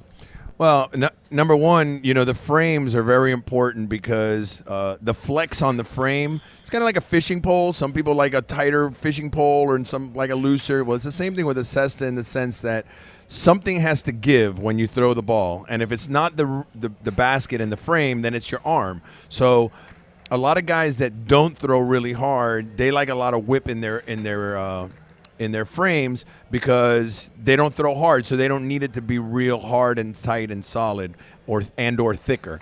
When you throw a little bit harder, you do need a more solid frame because too much whip makes you lose control. And another problem is if you throw a little bit harder and the frames are thinner or weaker, then you could snap it or crack it when you throw the ball. So I used to always like medium to thicker frames. Just because when I was younger, I didn't know any better, and I was, I guess, a little stronger than the average highlight player, and I didn't mind a stronger frame. As I got older, I realized that I needed it to be a little bit more giving because, when you're older, you're more prone to injury. But for the most part, I like the strong basket with, strong ribs and frame, a little bit harder, and it also lasts you a little bit longer when it's like that as well. You obviously were a very hard forehand thrower. I got to think that because of that, and that your reverse was a low driving shot a lot of times, that you used a very fast basket. Is that what you wanted always? Yeah, it was fairly fast. I mean, when you look at a front court basket, there's two types of player that use two totally different types of basket. You have a guy that's more like a volley guy, or somebody that doesn't throw a lot of shots, doesn't throw particularly a lot of costados or a lot of left side rebotes. That guy would probably use one with a little bit more pocket, a little bit slower, because you get a little better lift with the left side. You throw a little bit better with the right side. But someone that throws a lot of two-wall costados, remates, or that throws a lot of like high hard rebotes to try to get a good bounce, they like a faster basket, a little bit faster. I was always in between. Unfortunately, when I was younger, I really didn't have like a model that I liked. I had a couple of guys that had models that I liked, and if they had an extra basket. Like who? Ara had really nice baskets. When I moved to more so when I moved to the back court, but when I played in the front court, like Ara's basket fit me really well. Trying to think, Montilla's was good. It was a little bit faster than I liked. Francisco had a very nice basket. So there were a couple of front quarters, but when you move to the back court, it's different because what you're looking for there is a pocket that will help you catching and curve, and a pocket that would help you get distance on the ball. So when you throw the left side, you can get it, to the back wall. I was going to say, and me particularly, I like to throw with the right side a little bit more than the left side. So I was a little different in the sense that I did like a little bit of faster basket. So when I threw the right side, I would get a good bounce on the ball. And then, unfortunately, with the left side, you pay the price of it being a little bit more of a line drive. Now, the basket makers are obviously very skillful, but they're not always perfect. You don't always get them exactly like you want them. Right. And it's not like you can say, I don't want this.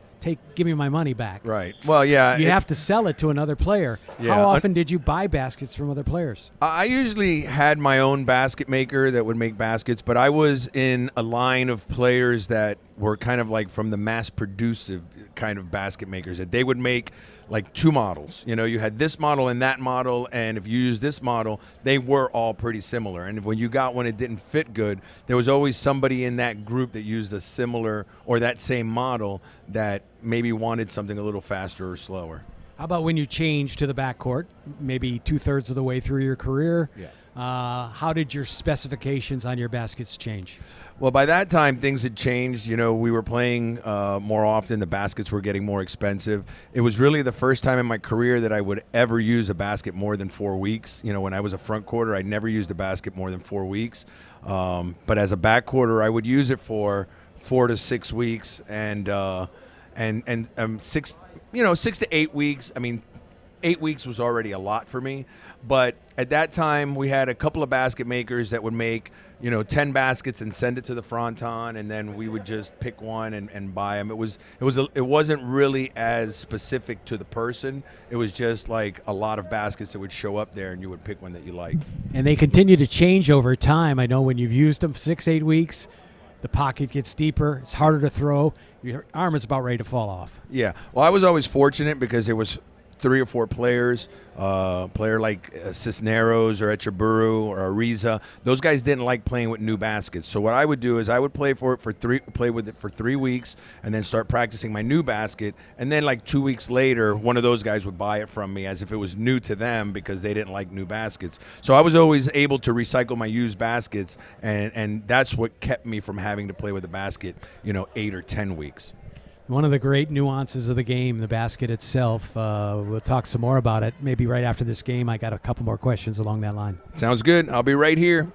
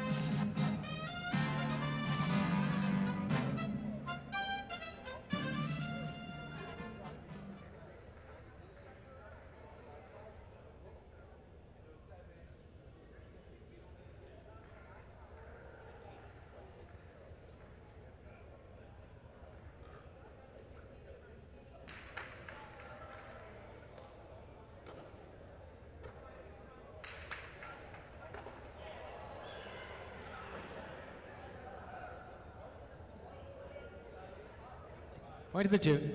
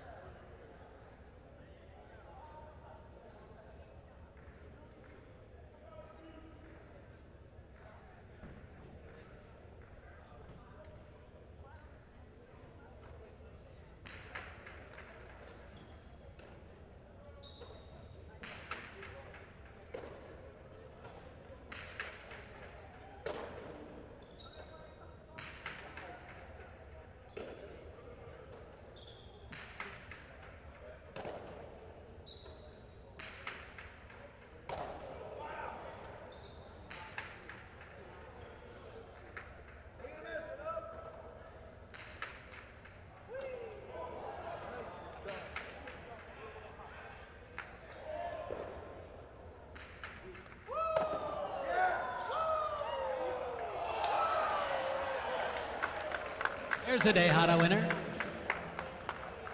Point the 2.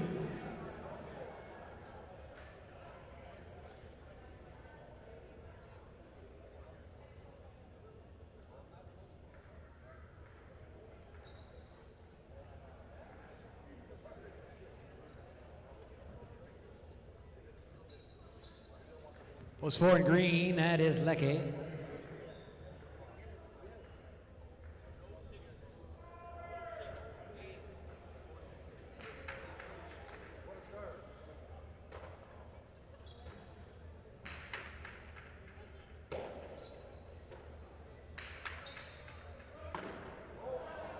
Point 2.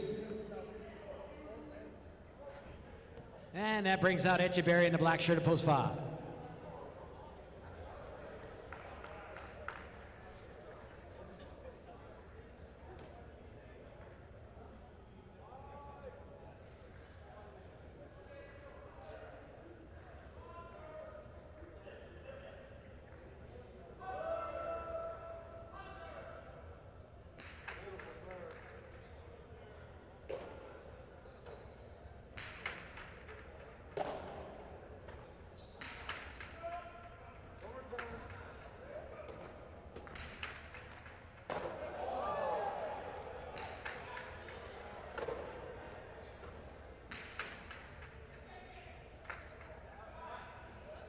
And now home will fall short. Point of 5.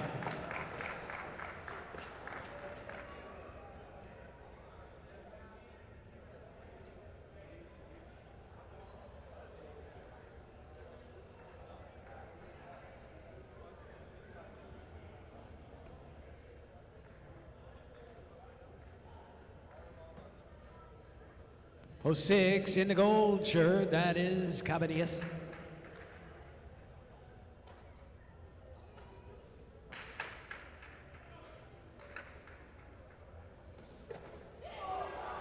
And that one gets away from Echeverry, scored for the 6.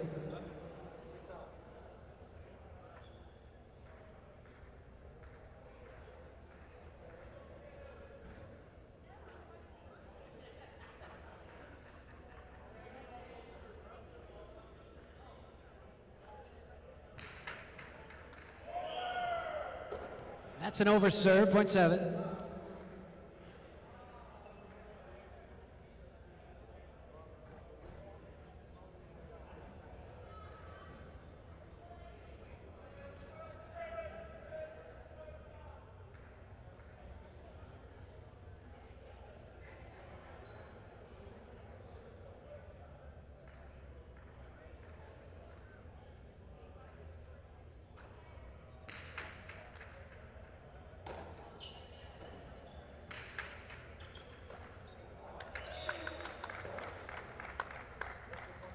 Point the 8.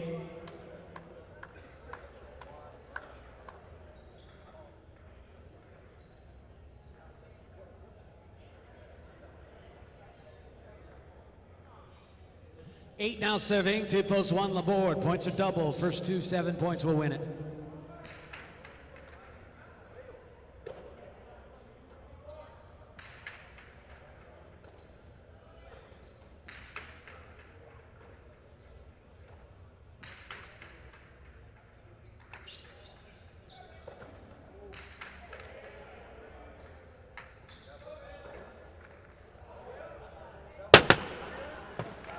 Point the 8.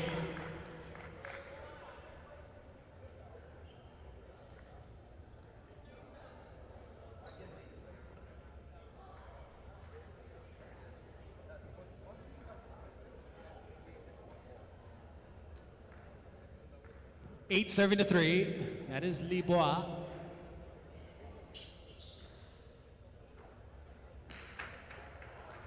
That is an overserve. It is point to post 3.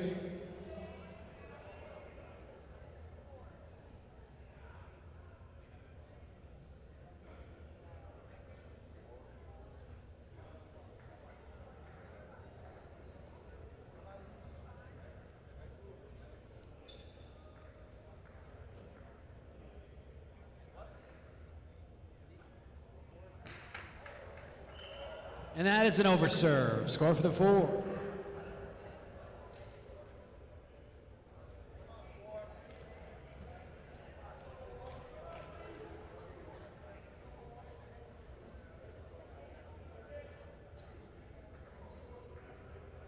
For serving to post 2, that is Zugaitz back with 3 points.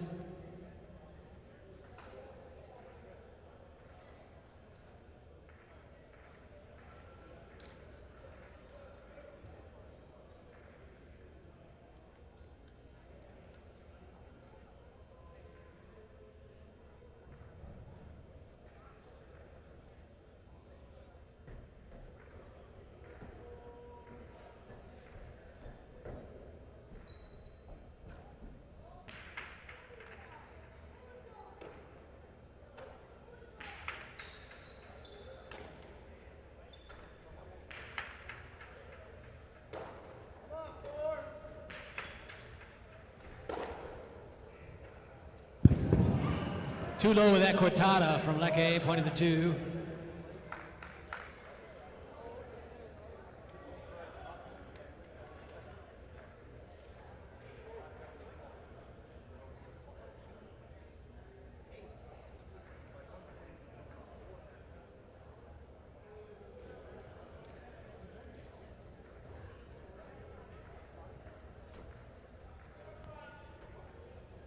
Possible game point, post 2, serving now to the 5, Echeverry.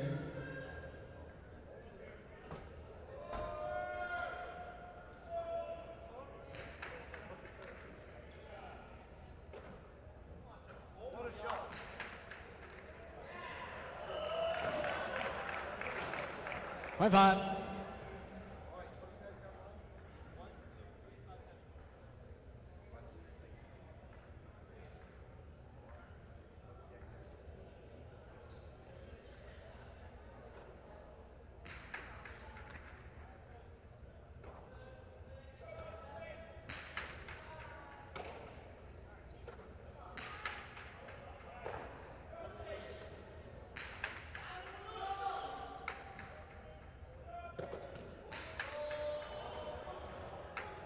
That shoots down off the back wall, scored for the 5.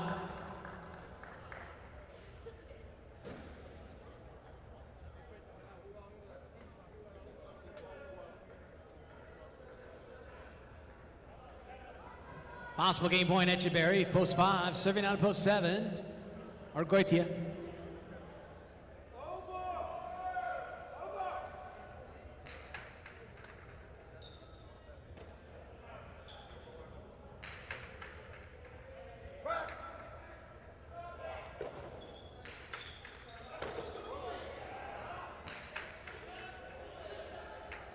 Chick Jack not coming back.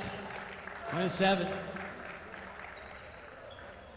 And here now is post 1, Labor.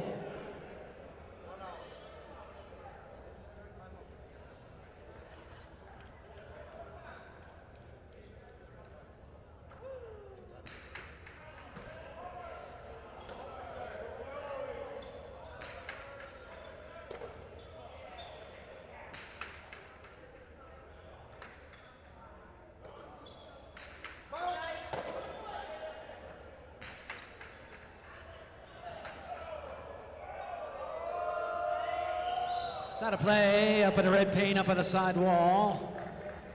Scored for the 7.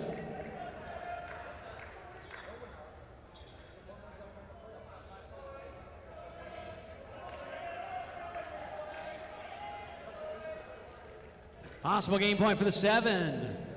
Argoitia, he'll serve now to post 8, Uresti.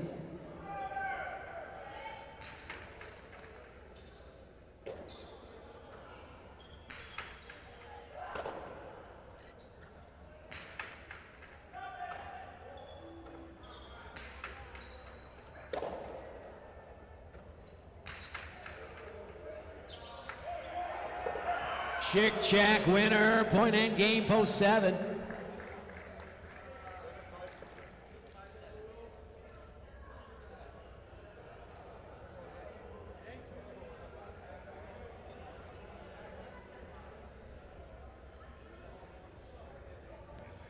Two serving now, 2 post 5. This is for place and show positions.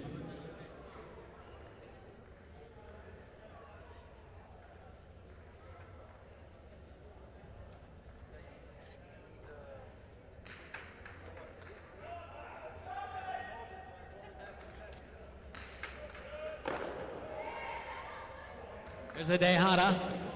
Too high, though, and run down in the front court. He flips Tejada back, and his will score. Nice play by Echeverry, point in place, post 5. 2 will take the show.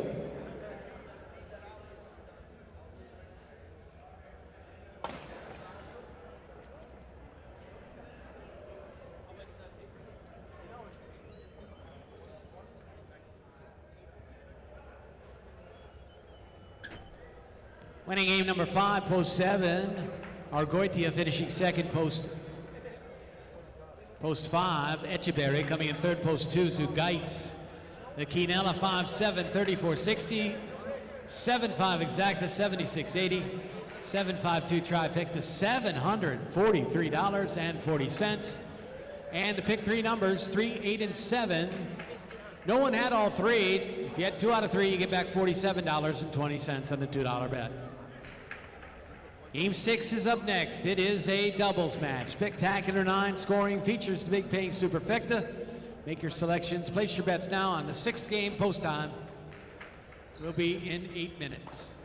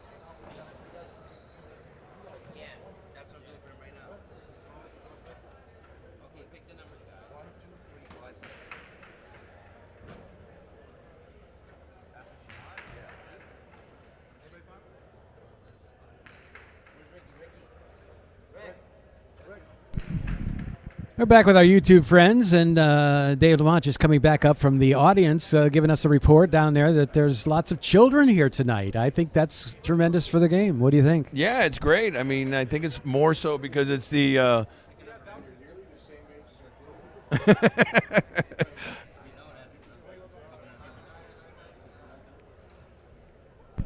Very good, Dave. Big Dave, not even turning on the mic. No, Dave was just about to talk about. He'll repeat it, but I just came up to announce that I'm renaming both of my sons Argoitia. Very back good. to you. Well deserved. Oh man, that was a big change from Alai. For a long time, never any kids in, and then they decided to let children in. I think they kind of backed off on it because so many parents, like usual, don't watch their kids, and they're running all over the place and could be a problem. But the idea was to grow the game, and I think it did somewhat.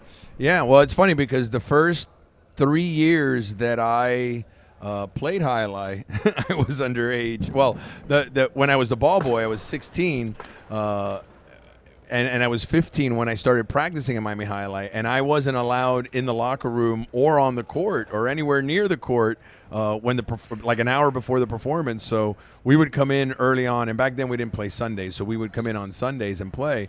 But I was already practicing at Miami Alai at 14, 15 years old, and really never seen a professional Alai game.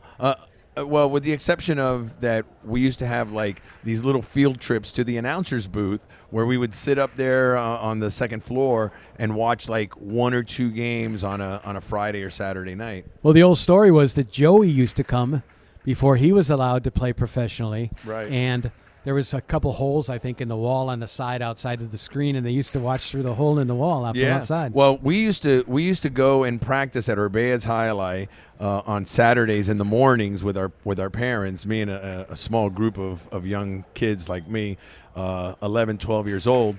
And then our parents would go to straight from the little from the canchitas, they would go to Miami Alai, and they would go in and they would leave us outside, and we would stand out on the sidewalk.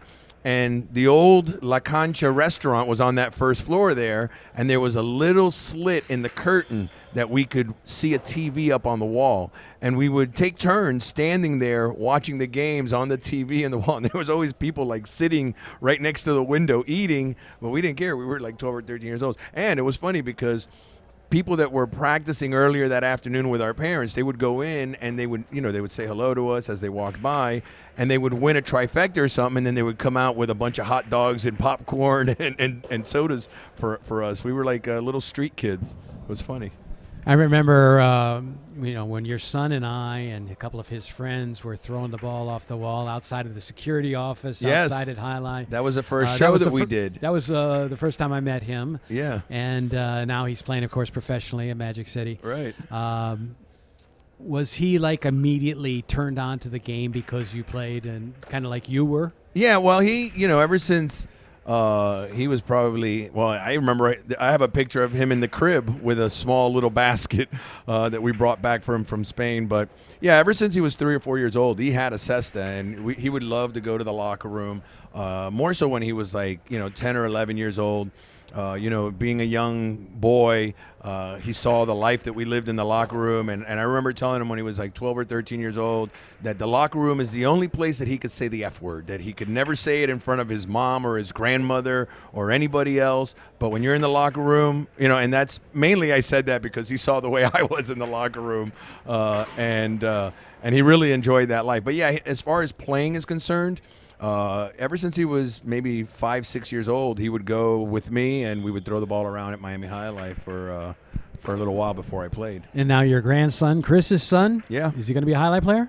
Well, he's, he has a cesta, and he has gone to the little racquetball courts down the street with my son, and he has thrown the ball. There was a time there where we thought that he was going to want to, when my son really first started playing, 2018-19. He was really into it then, but that's kind of tapered off a little bit now. He loves to watch it, though. He's more of a baseball fan. Yeah, he plays baseball. He plays basketball. Even though he's a little guy, he plays basketball now. But he does have a cesta, and he does know how to catch and throw. I don't think he's at the point where he wants to play competitively. That was the great story as far as baseball goes, that you were you made national television. You were holding your grandson in your arm. Yeah. And there was a foul ball. You were in the first row of the upper deck at Marlins Stadium. Yeah. And you reached up and caught the ball with one hand. And it's actually like on the MLB YouTube site where it's something like father catches foul ball while holding his son or something. They thought it was my son, but yeah, it was Mother's Day. It was like 2014 at Marlins Park, and Ozuna hits a foul ball. He's lefty. He hit a righty. He hit it right over the first base side, and I was on the second level. And as soon as it came off the bat, I was like, "Oh man, I got that!" And I had my grandson. I was actually carrying him. He was sitting on my lap, and I stood up and I just put my left hand out and I caught it like backhand. And, they showed the replay, and then that night it was on all the channels, and, even saw it the next day on ESPN. So, yeah, it was a pretty cool moment. Any children playing in the United States now at the Big Five Club, anywhere? No, not that I know of. I know that Tenard Davis, his son that lives in Atlanta, comes down and visits, and he goes with my grandson. They go over to the Magic City place and throw the ball around a little bit. But, no, as far as any players that are not connected directly through a parent, I don't think so. I think that, I've said it before, you've known me for 100 years. It's something that is long overdue. Should have happened 25 years ago. We would have had a lot more American players at this time. But, that's a funny story for another day, when North Miami closed in 1998. Yeah, we'll have to talk about that someday. But who would have ever thought that the path to Highlight would not go through North Miami Amateur, but through the University of Miami football team? Yeah. Well, when I played, there was probably about 60 to 75 players that came from North Miami Amateur Highlight that became pro from 1978 through, 1990. We got a couple people in line. Yeah, we got a bunch of people, so we'll continue on for another minute or two. We'll get back to the basket story. I see Dave chomping at the bit back there. I'm either in or out. I don't know. He can't. Dave doesn't seem to want to get he can't wait. Are you gonna go to the camera? This Yeah, next I'll game? go Okay, downstairs. I'll do one more game. I'll then. go downstairs. Yeah, baby. It's Go back to the crowd. it's a And social. it's gonna be a spectacular social hour. 9-game, superfecta game. Pushing up, just beefing up to play with the big boys. I've liked you forever. We're having too much fun here tonight, man. It shouldn't be this fun to be working, but it really is. Yeah, so it's kind of disappointing. We'll get into that another time, but kind of disappointing that over the course of the last really 40 to 50 years, we went from such a huge minor league here in America to nothing. Yeah. Well, I'll tell you a really quick story. We got about 6 people in line, so I got maybe 25 to 30 seconds. But in 1998, I was 34 years old. I got wind through the upper management that they were selling North Miami. They were selling it for $425,000 because they needed the money. They were in a bad spot at that time. And it had all 3 courts operable. It was the big court, the medium court that's still being used today, and then a small rubber ball court. And I went into the office and I said, look, I'll retire tonight. I'll be done with Alai professionally. I will take over the North Miami school. I will run it. I will recruit. I will try to bring in young American players to, train to be professional. And they said, we need to sell the property. It's an asset and we need to liquidate it. And sorry. So that's how that turned out. And ironically enough, they were very happy with importing players from Spain and France because they said it was more cost effective to let them train in the infrastructure that they have in Spain and France, where every town has a court and every town has a school. And it's better for them as a company just to import them and bring them here on visas. You never know what's going to happen in the world of highlight, but we've seen it all, I think. Yeah. Well, I haven't given up on that aspect of my life in highlight. Like, I still would like to do it. When I started working here in 2009, that's why I was brought in, was to train young American players. But fortunately and unfortunately, I started working with the professionals, and then that kind of ceased to exist. Okay, we're halfway through. 5 games in the books, and Game 6 coming up next. I'll be sticking around to do this one, and then Dave Lamont will be back to bring you home with the final 3.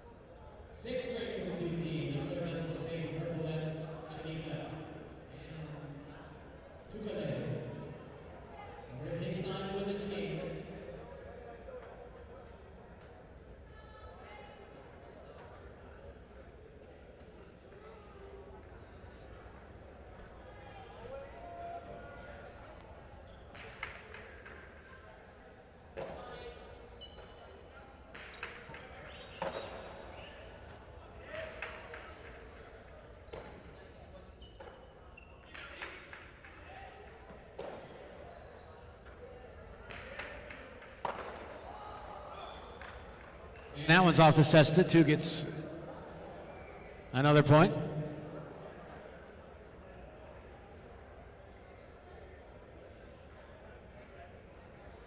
Seven straight now for the two team Yagoba, and a time.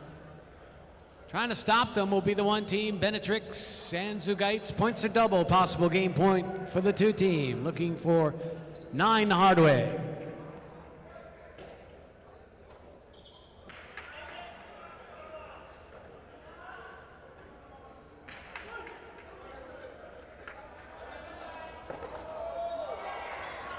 One and two. Pointing game, Bulls 2. That is a perfect game for the team of Yagoba and Atan. Remaining 7 teams, all without a point, will play to 6. One less than the number of teams in the playoff. That is the rule for teams when they have no points. First to 6 will take place position. 2 starts it off by serving, or make that 3 starts it off by serving to 4.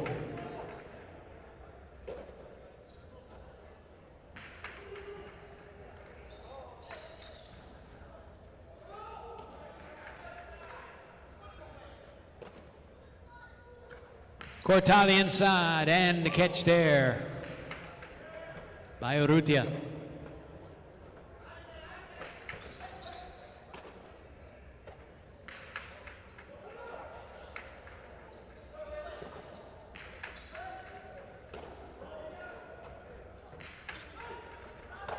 Big bounce pulled down by Laborde.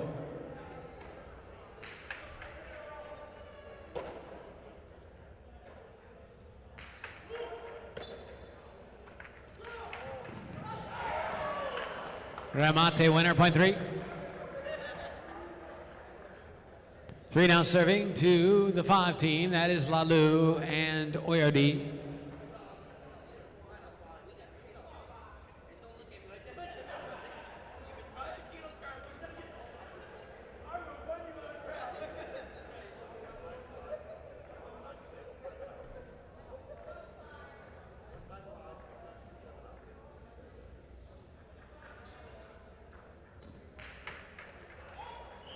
It's an over serve, 1 to 5. 5 will serve to post 6, Etcheberry and Dania.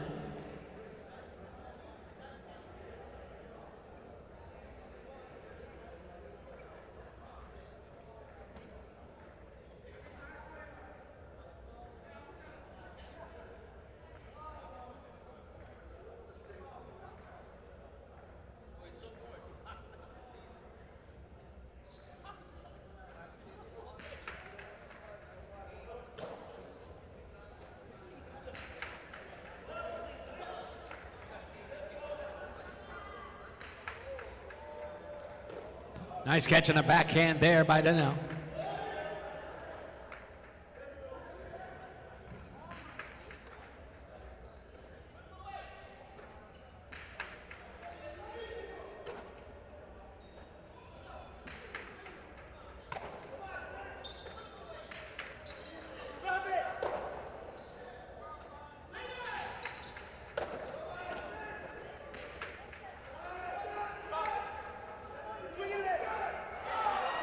Six for the pair.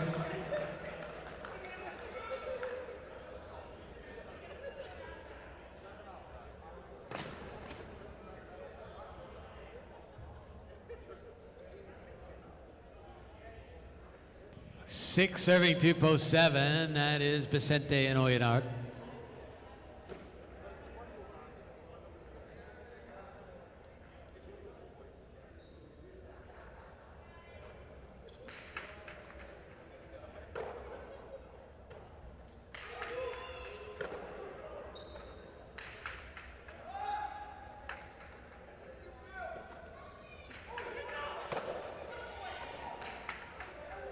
That one clips the sidewall and angles off the court, landing on the wood. Point of post 7.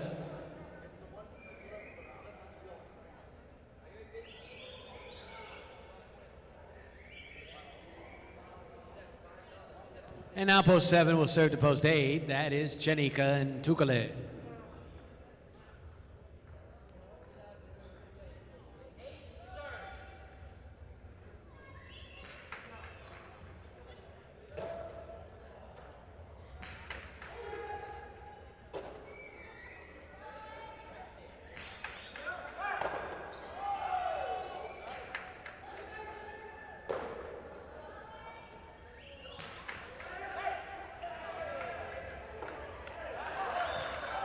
Point of 7.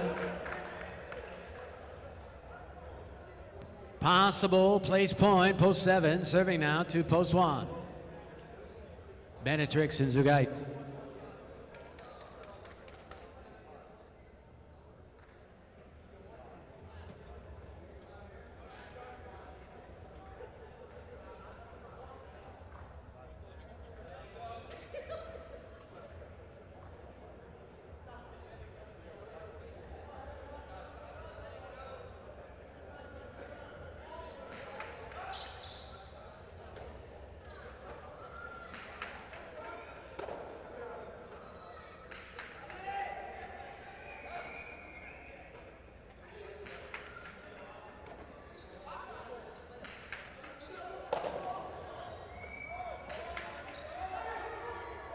Comes hard off the back wall, diving, Rebote save, goes 2 walls, big bounce, caught on the outside by Benetrix, and right there in great positioning was Oyenard.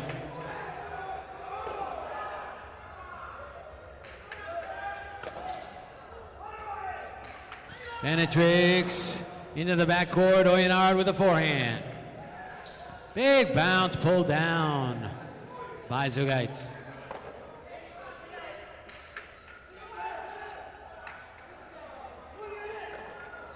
2-0 forehand, Rebote does not kick out. Strong throw.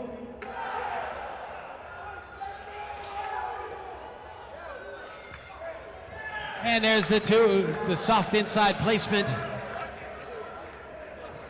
by Vicente. It is point and place to post 7.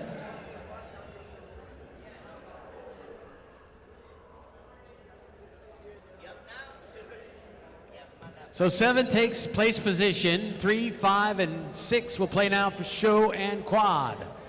First 3 serving to 5.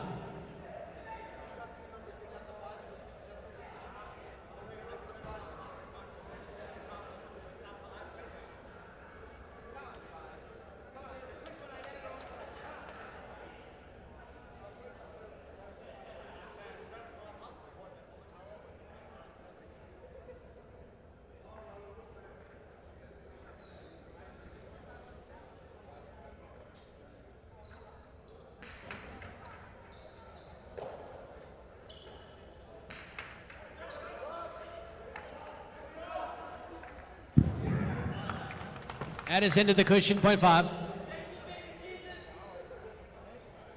Possible show point for the 5. Serving now to post 6. Echeberry and Daniel.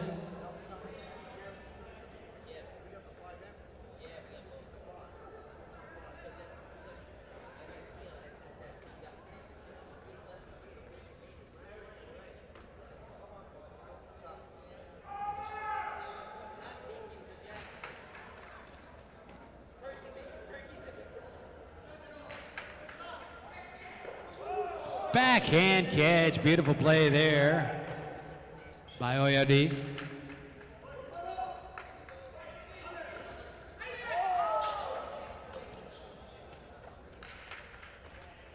Moving up to make the play, Oyardi.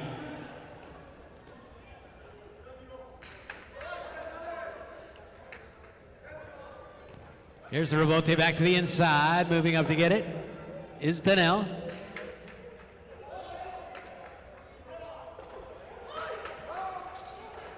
This one gets by him though, and it's point and show, post 5.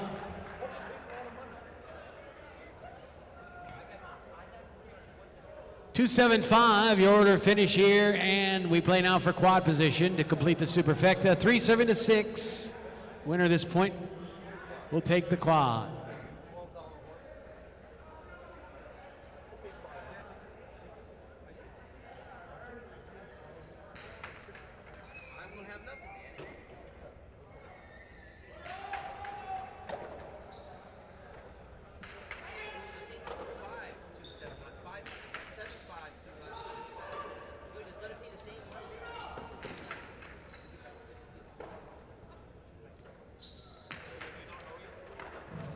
And that scores on the outside point in quad post 6.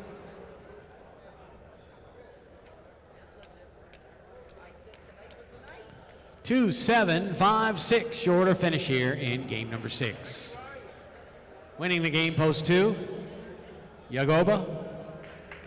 And Atine finishing second to 7. Vicente and Oyenard coming in third post 5. Lalu and Oyardi. And taking fourth to 6 team, Echeberry and Daniel. The Quinella 2-7, $28.60. 2-7 exact to 80.60. 2-7-5 trifecta 226.20. And the Super 2-7, 5 and 6, $2,362.80 on the $1 ticket.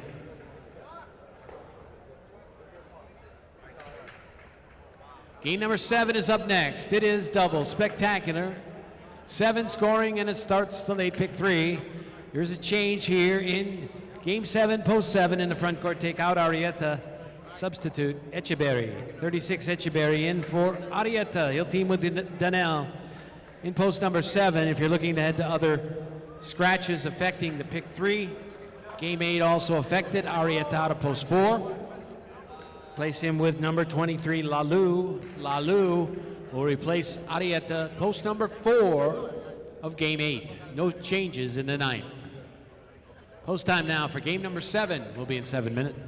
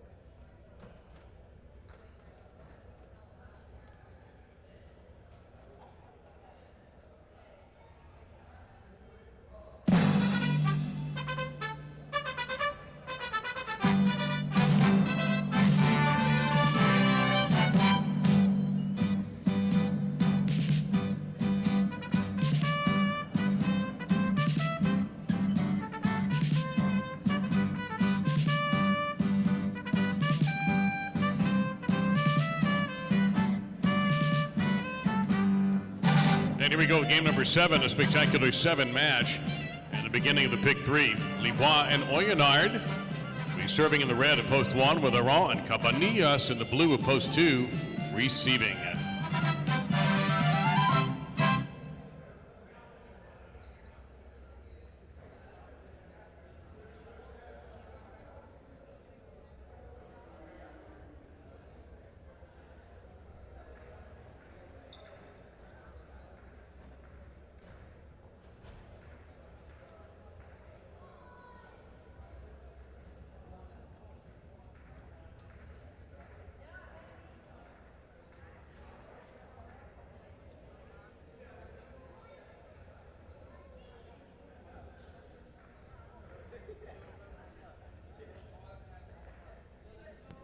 Libois serves, the game is on.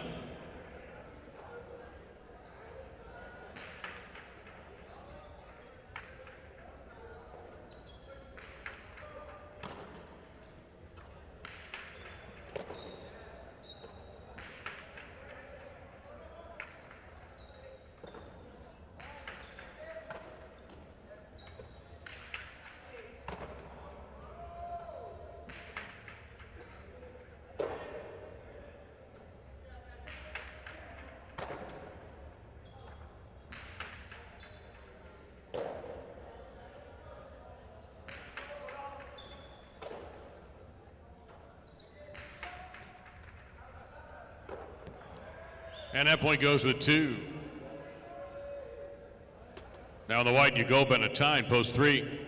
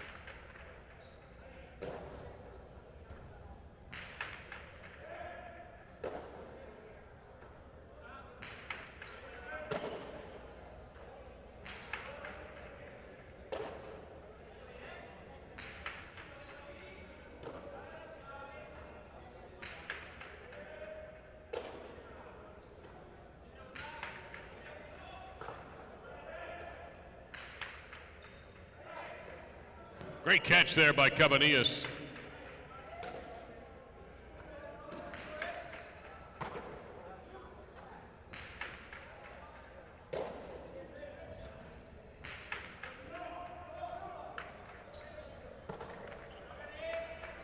And a Bote save, run down by Yagoba. And his shot is caught by Aron.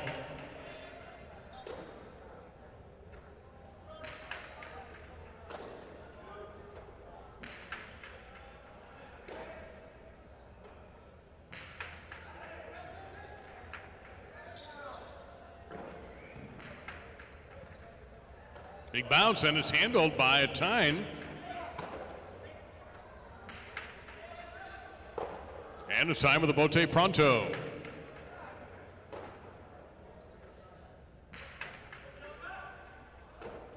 A Tyne again with another fine catch. Running grab made by Aron. Take advantage of the opening. Point to 2. Now in the green shirts, in the front court, Vicente, in the back court, Uranga for post 4.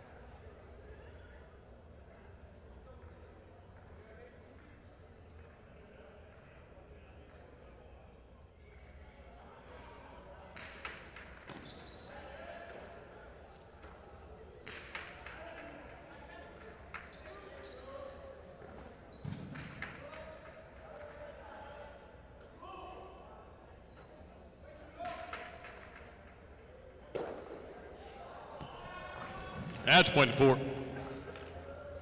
Narucha and Leke in the black, post 5.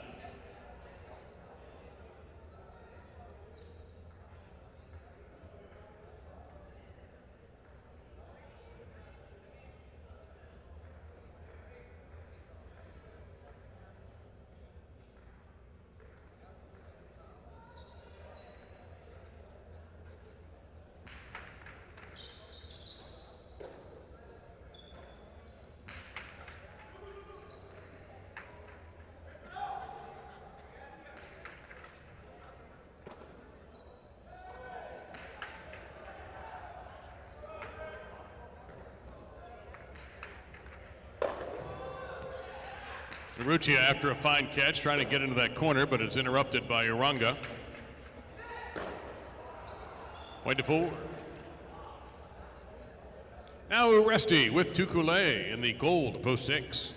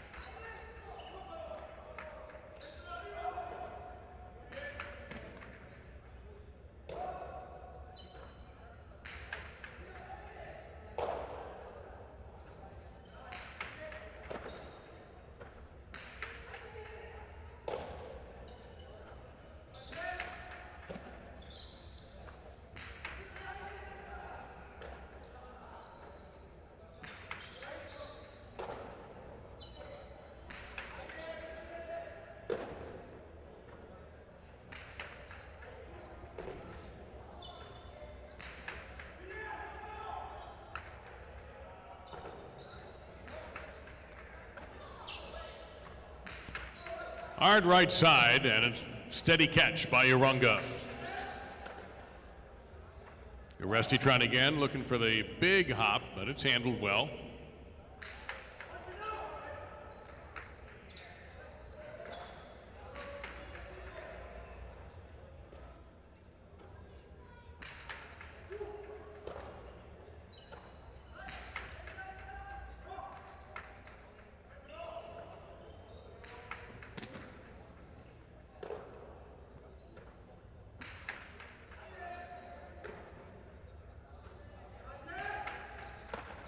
Bote pronto by Uresti. Hard left side, going to come out for the Bote. And Vicente keeps it away from the front court.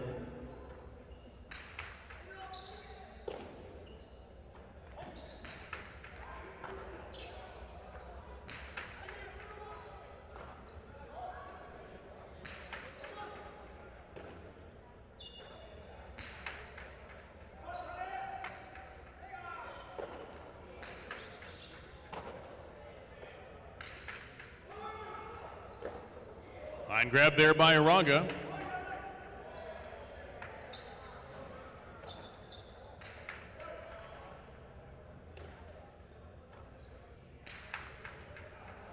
Out of bounds. 6 gets that long point. Now the brown shirts at post 7, substituting for Adieta, Echeberry, his partner, Dania.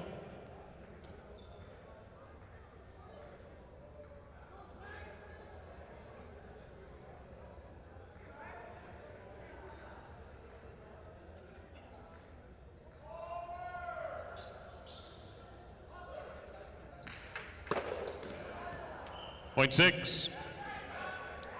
Lalou and Argoitia in the purple at post 8, completing round 1.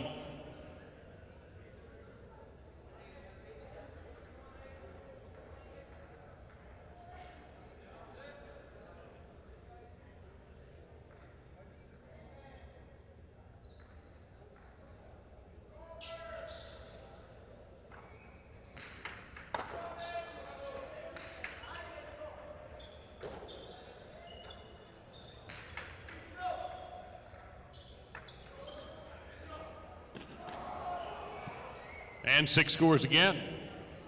The points are doubled for the remainder of the game. Back in post number 1, Libois and Oyonard.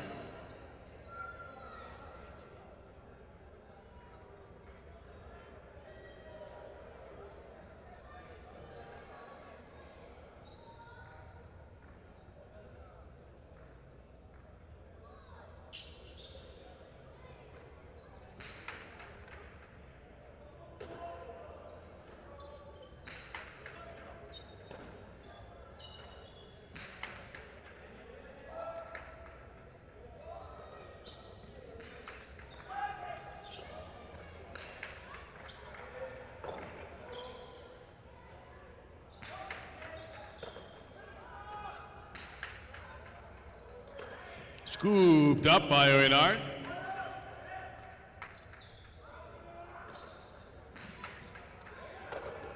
On the run, Oyenard comes in firing some heat, but it's handled by Tukule. Big left side by Tukule. Oyenard in retreat made the catch.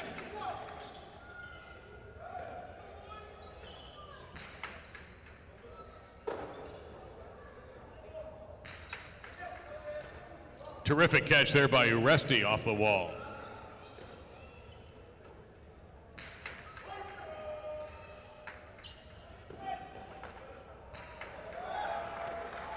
Point to 6. Possible game point for Uresti and Tukule in post number 6. Here is Yagoba and Atine, post 3 to try and stop him. 6 has a chance to win.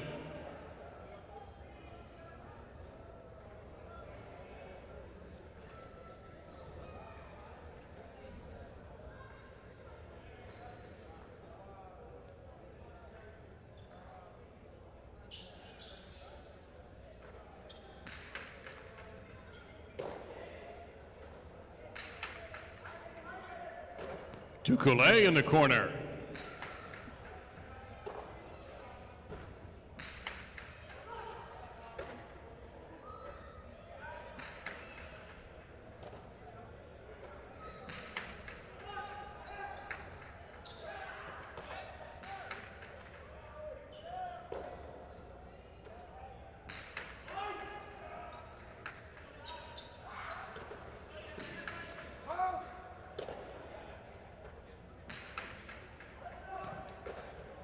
That was a well-placed left side by Atine, point to 3.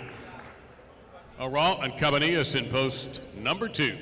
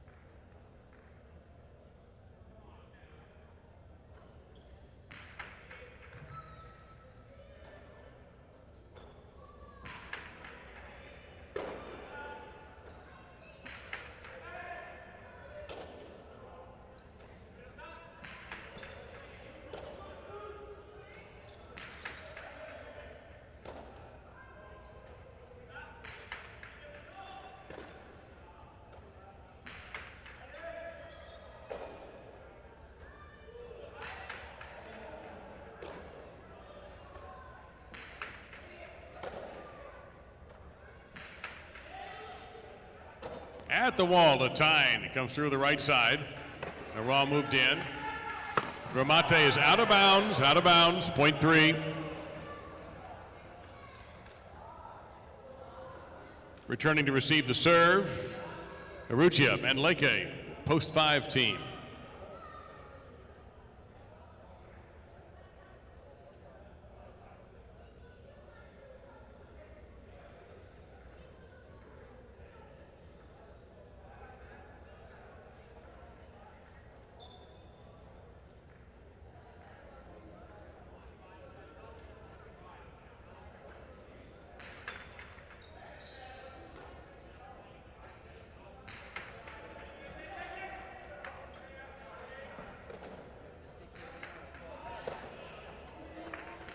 Gramate, that's out. Clipped the piece of metal separating the cord and the wood. That's out of play. Point to 3. Post 3, Yagoba and Atine have a possible game point. Here is Vicente and Uranga, post 4.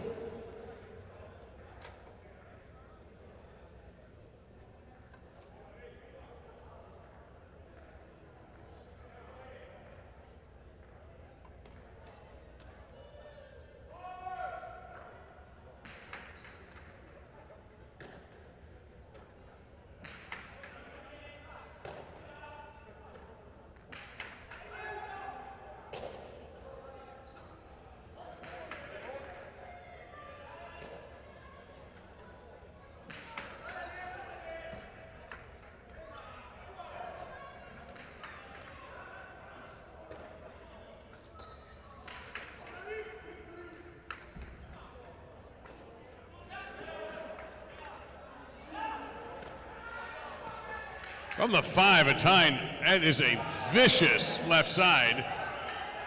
And it was touched. The ruling on the court is touched. The point is ended. Post 3 wins. Post 6 is second. 2 and 4 to play for show.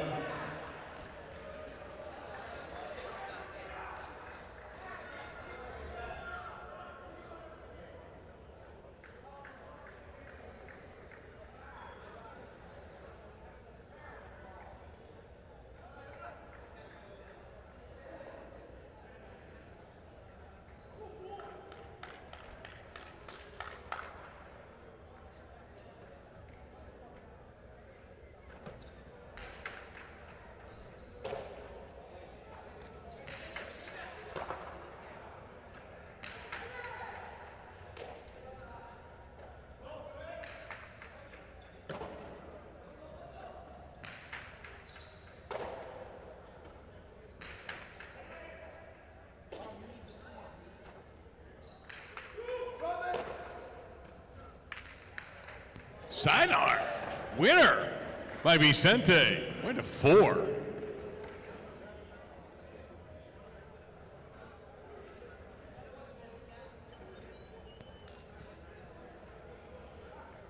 In the 7th game tonight, Yagoba and Atine win it in post 3. Uresti and Tukule second in post 6. Third in post 4, Vicente with Uranga. The results have been made official. The exact is 3-6 for $137.40. A Quinella 3-6, $84.60. And the trifecta for $2, $463.60. Second number of the pick 4, first number of the pick 3, 3. Our final doubles game of the evening is going to be game number 8. Spectacular 7 scoring. And in game 8, there is a scratch. Take out Arietta and put in Lulu. It'll be Lulu and Oyardi in post 4. Coming up, post time in 7. And we got Friday, Partido Alai, game 10 Friday night. 2 teams. The number 1 seed in the Dania Beach Invitational, Vicente and Atine, against the number 8 seed, Aron and Sugaitz. That'll be 15 points with no double points. That's the first of our 4 quarterfinals every Friday in January. The Dania Beach Invitational will conclude at the end of February when our season wraps up. We're very excited about this tournament coming back for a 2nd straight year. We hope you can join us on Friday. Also on Friday, our second chance drawing. Take a losing ticket, put your name, phone number, in case we need to contact you, and your Players Club card number, which you have to have on the ticket to be eligible. Put it in the drum by the door, and you could be a winner also on Friday night when we choose $50, $30, and $20 in casino free play winners.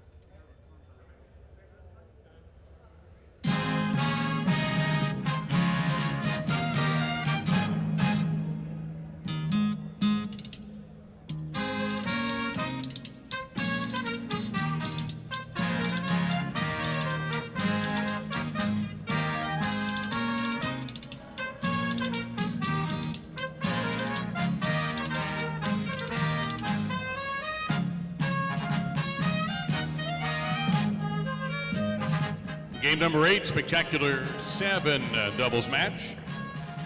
Begins our second daily double.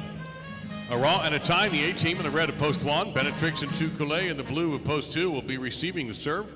Spectacular 7 scoring with the points doubling after the first round.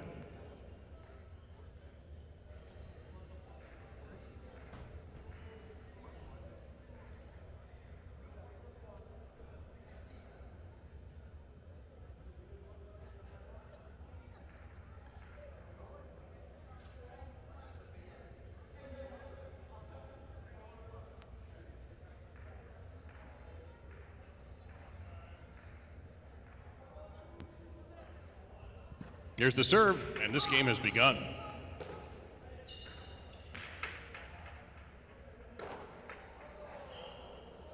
Two gets the initial point. Now the white shirts, Vicente and Zugaitz. They are post 3.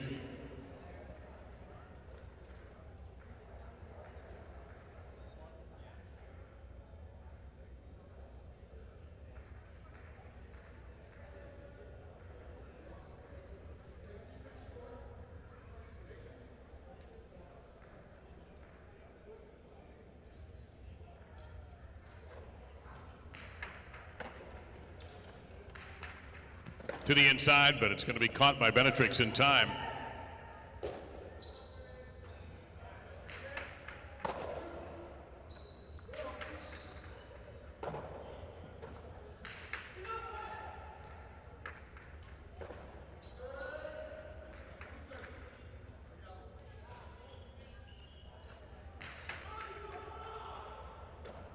Toucoulé at the back.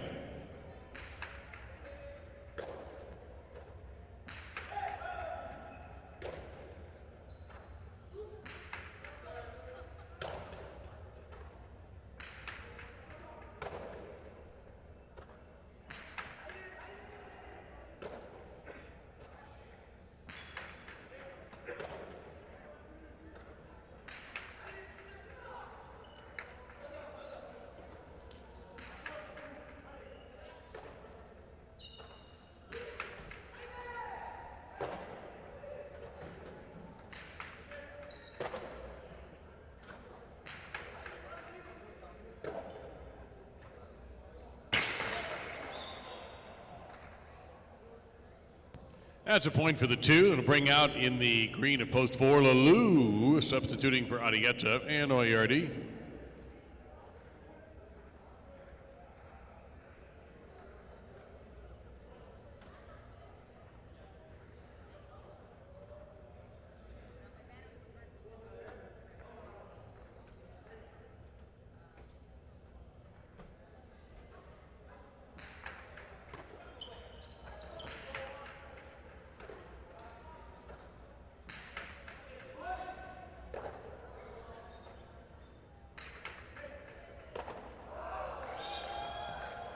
That's a point for post 4. Here's Echeverry and Arguetia in the black shirts, post number 5.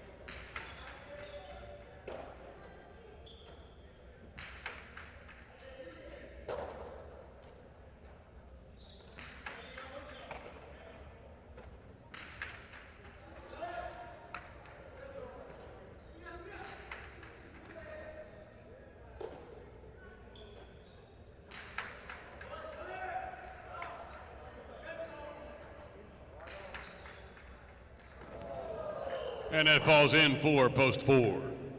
Arutium and Laborde are paired in the goal to post 6.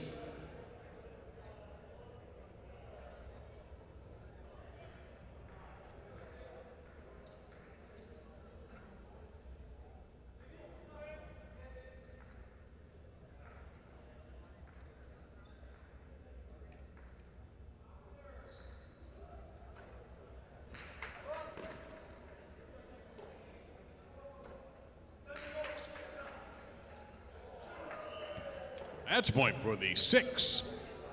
Chanika and Cabanillas in the brown at post number 7.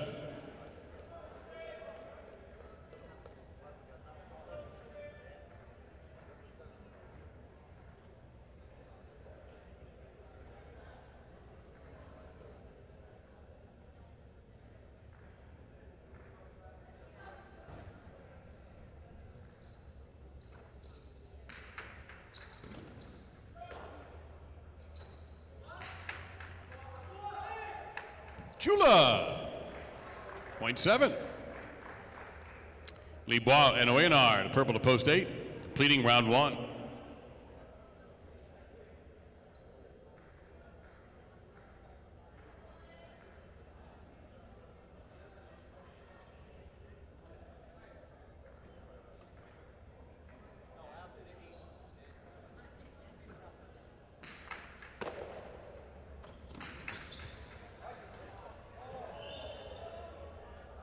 Point to the 8.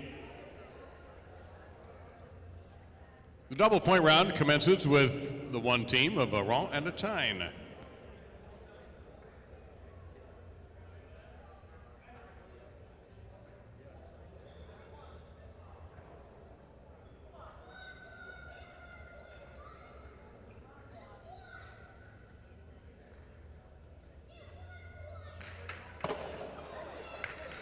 Ramate put away there by Aron, point to 1.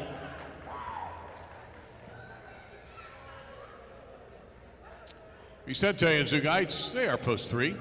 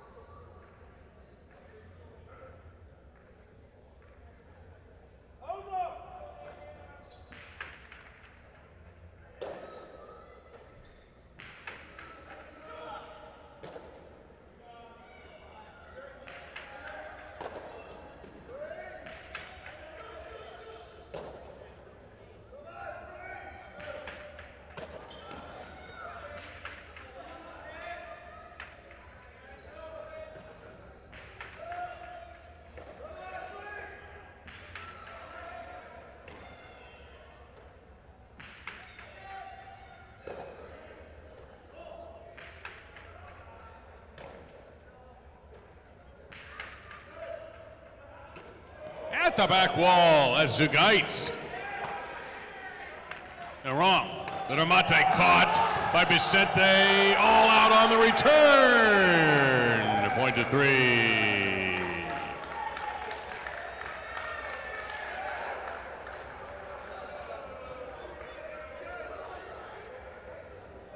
Post 2, Penetrix and Tukule.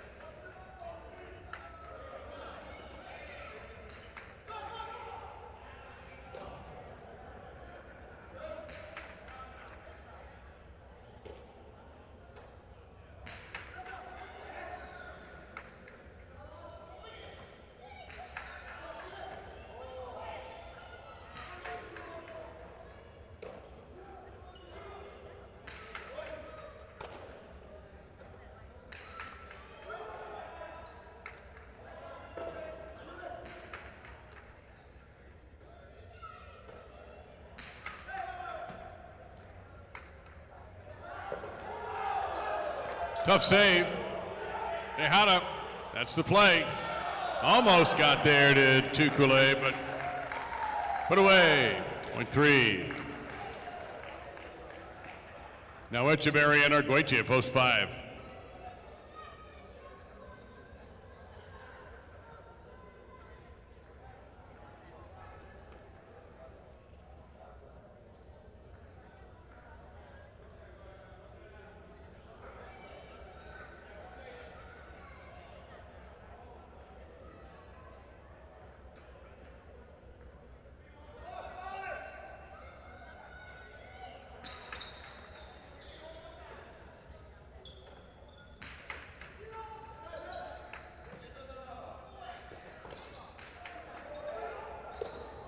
Scooped up beautifully by Arguitia. Change of pace on that. That bounced twice. It bounced twice. Point 3. Possible game point for Vicente and Zugaitz in post 3. Here's Lalou and Oyardi in post 4.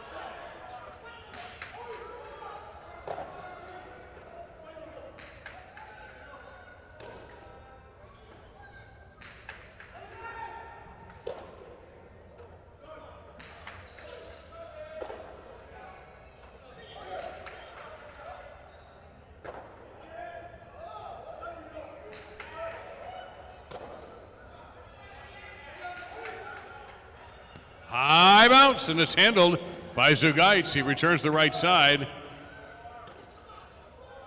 The RD trying again for the picada. This time it's intercepted by Vicente, who fires Cortada, and that will be point end game, post 3. 1, 2, and 4 are remaining for the place and show playoff. 1 will serve 2 to start. 4 plays the winner.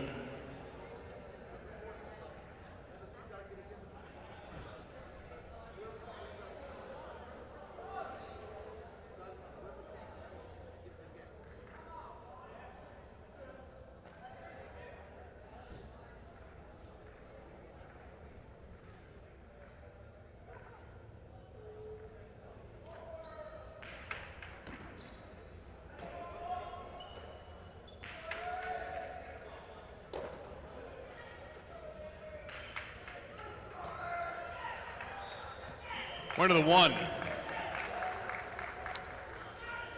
Possible place point for the 1. Here's Lalou and Oyardi in post 4.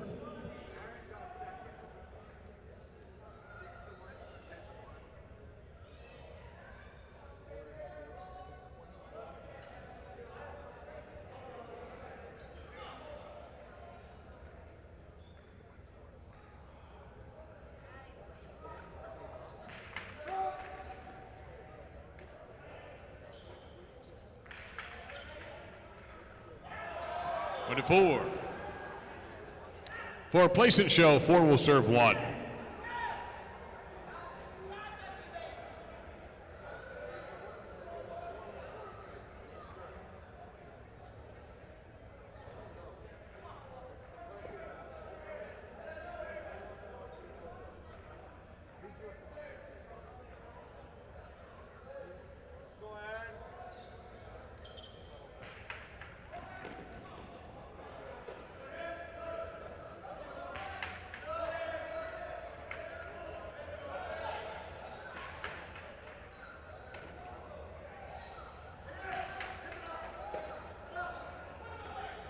Cortada, point of 4 for the place. 1 shows.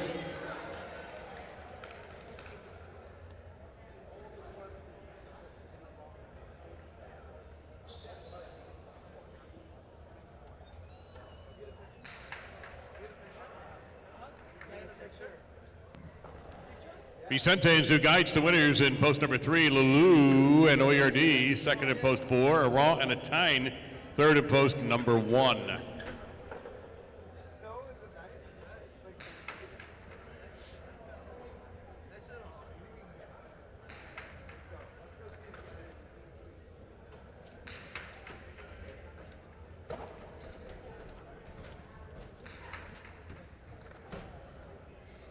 Prices for game number 8. The exact is a 3-4 for $63.60. The Quinella 3-4, $33.40. 3-4-1 trifecta for $2, $275.40.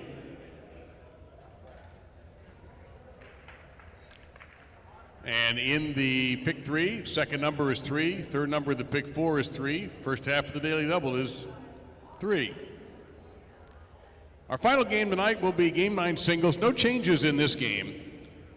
This is a spectacular 9 games, played to 9 points. All points will double. And of course, that means if there's a 9-point game, the superfecta can't be far behind. Good luck. Game 9, spectacular 9 singles.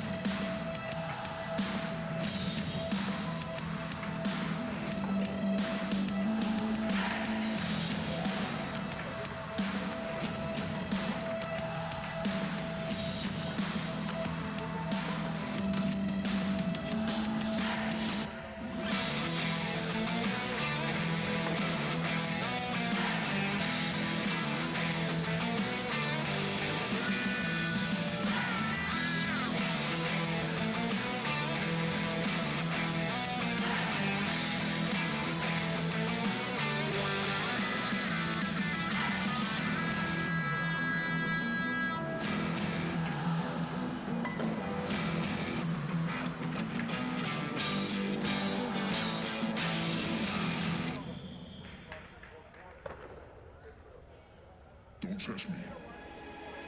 You don't impress me, so don't test me, nah. So don't test me, nah. Don't test me. Yo. You don't impress me, so don't test me, nah. So don't test me, nah. Don't test me. Yo, they wouldn't let me. Man's gal wanna come undress me. Swing with a right, but I might go lefty. I made plus with it, so don't test me. They wouldn't let me. Man's gal wanna come undress me. Swing with a right, but I might go lefty. I made plus with it, so don't test me. Nah, you don't impress me, so don't test me. Nah, so don't test me. Nah, don't test me. You don't impress me, so don't test me. Nah, so don't test me. Nah, don't test me.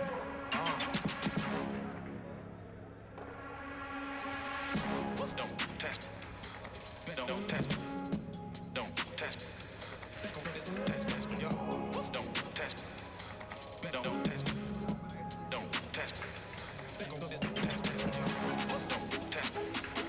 Don't test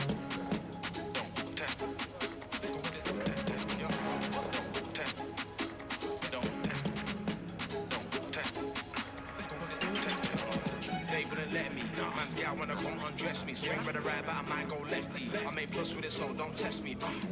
They wouldn't let me. Man's gal wanna come undress me. Swing with a right, but I might go lefty. I may plus with it, so don't test me. Nah, they wouldn't let me. Man's gal wanna come undress me. Swing with a right, but I might go lefty. I may plus with it, so don't test me. They wouldn't let me. Man's gal wanna come undress me. Swing with a right, but I might go lefty. I may plus with it, so don't test me. Nah. So don't test me. So don't test me. Don't test me. You don't impress me. So don't test me. So don't test me. Don't test me. Don't test me. Don't test me. Don't test me. Less than 2 minutes until Game 9 gets underway. Less than 2.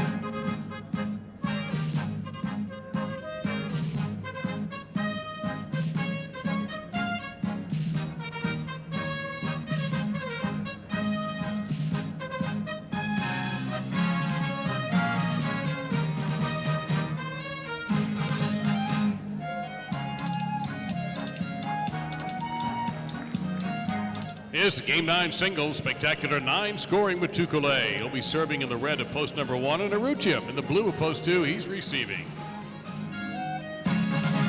This game is played to 9 points, and points will double after each player has had a turn on the court.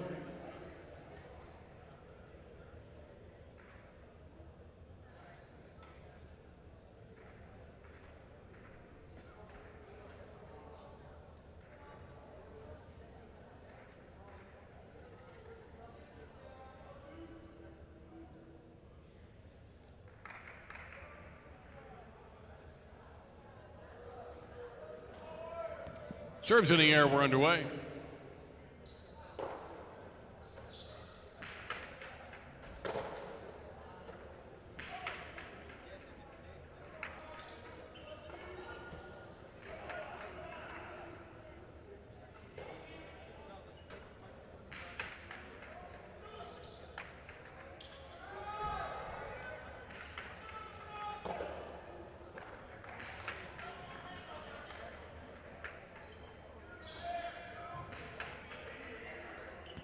And that's a point to Aruchia in post 2. Benetrix in the white shirt, post number 3.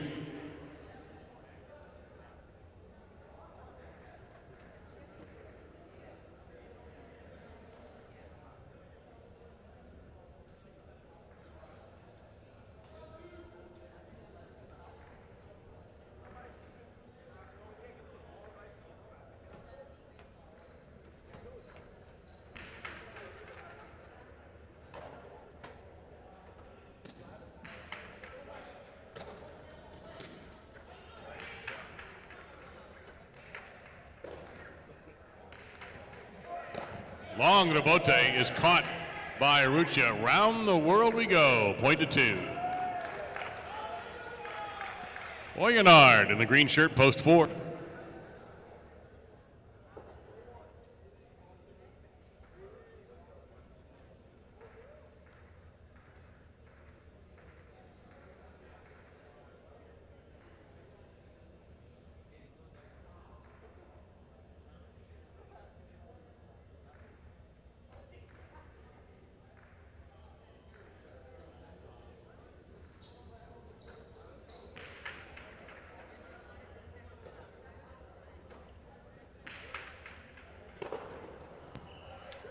Point 4. A tie in the black shirt, post number 5.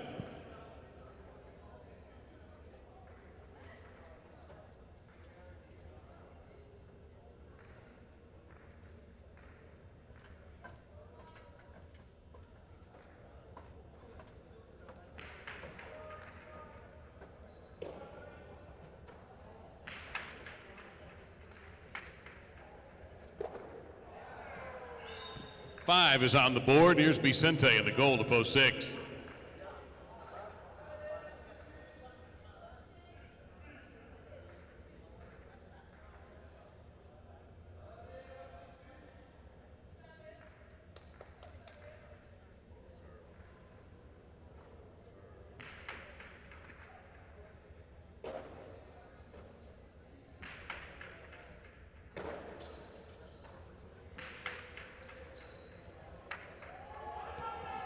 That's a favorable bounce for a time. Point to 5. Oran in the brown to post 7.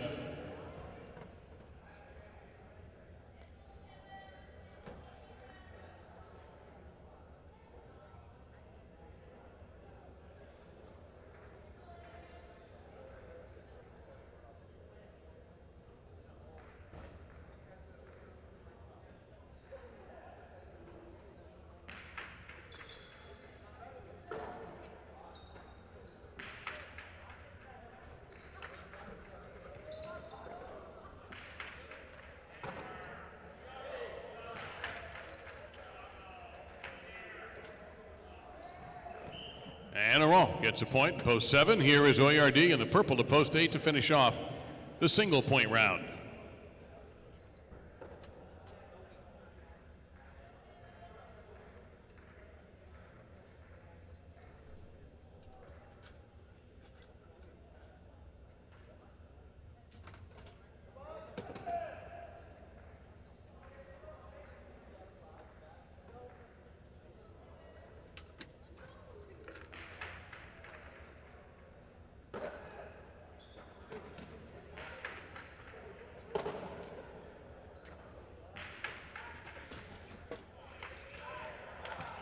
A strong right side there by Oran, checks up just nicely for the 7. He'll begin the double points round, serving to Coulet, post 1.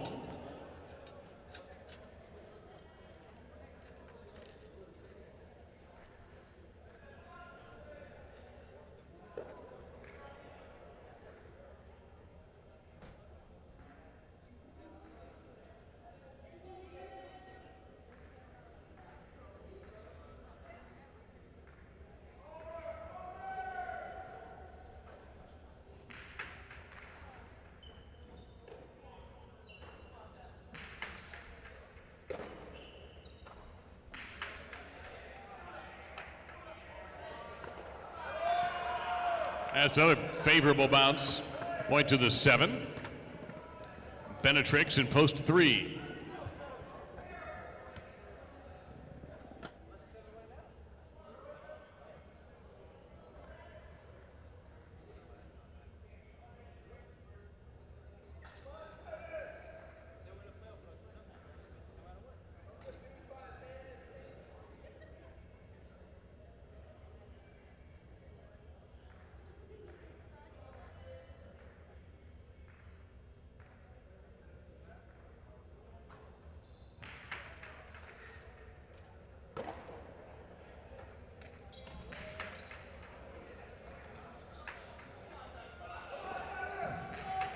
The Rebote by Aral is a winner.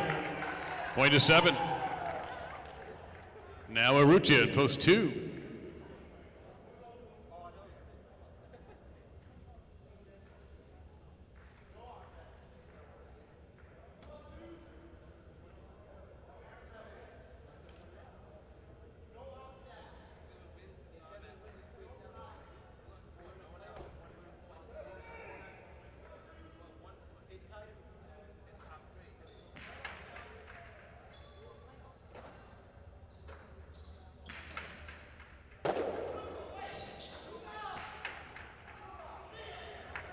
Chick-chack, point 7. Aral has earned himself a possible game point at post 7. Receiving the serve in post 4, Oyonard.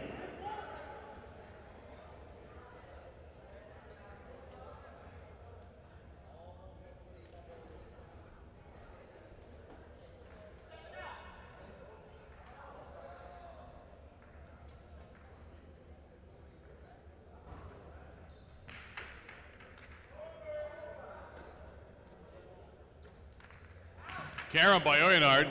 Aral not able to hang on. Point to fool. Now Vicente, post 6.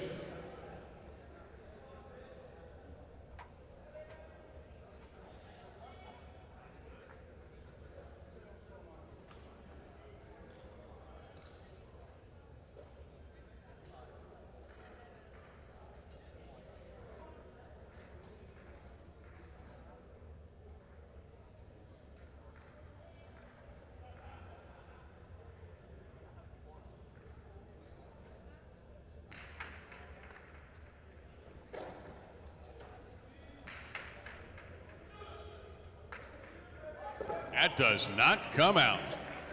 Vicente gets 2 for post number 6.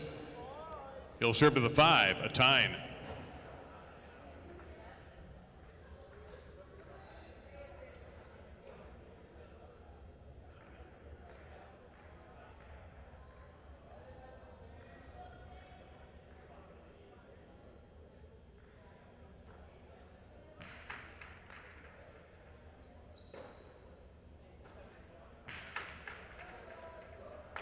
Perfect. Can't beat it. Point to 5. Oyard, post 8.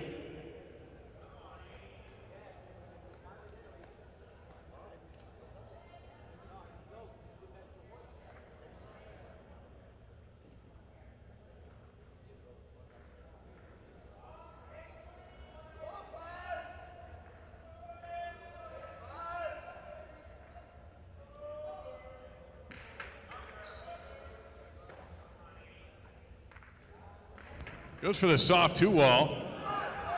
The tyne, hard right side, but in position, Oyard. He'll pass the tyne, who scrambles back, and he saved it. Not saving that. Point of the 8. To Calais, post 1.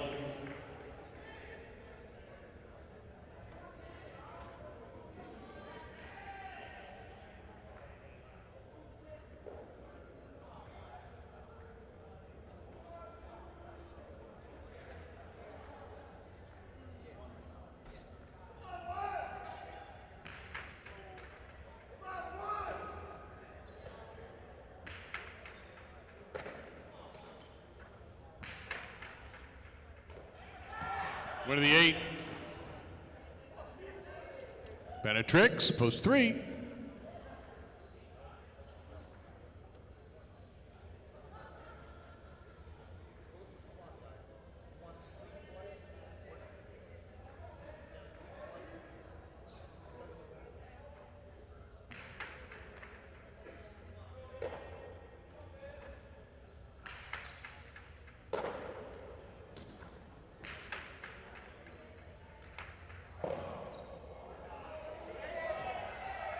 Great save by Benetrix. Oyard winds up big right side, little too big. Benetrix good with a bote. Oyard had to make a difficult catch. Floats that left side, missed the chula. Another big rebote. Oyard with a scoop right at the ankles.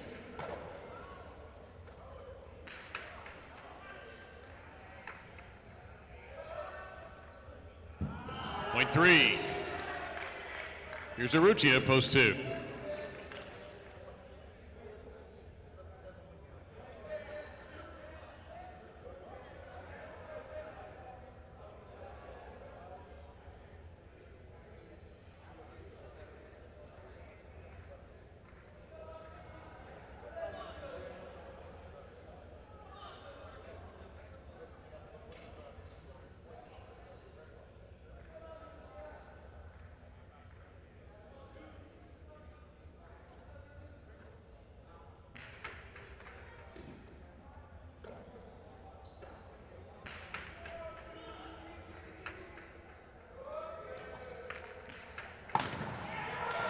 Out of bounds, point 2. Returning with possible game point, it's Aron in post number 7. Urrutia will serve. 2 serve 7, 7 with a possible game point.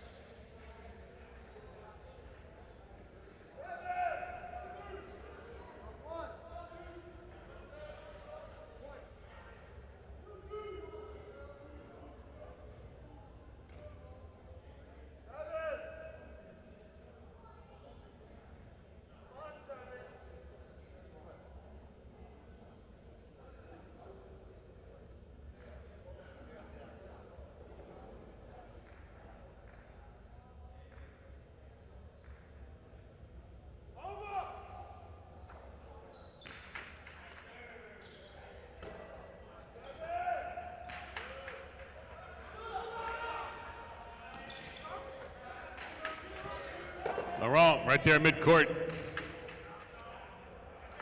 It's going to come way out. Point in game, post 7. 3 players, 3 spots. It begins with 5 serving the 8.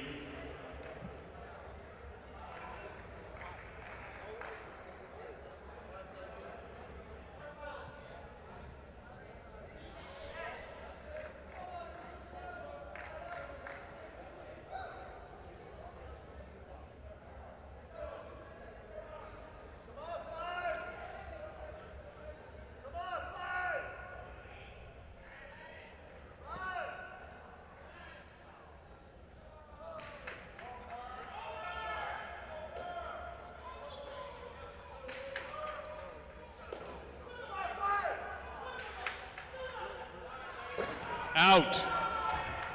Point to the 8. 8 with possible place point, serving the 2.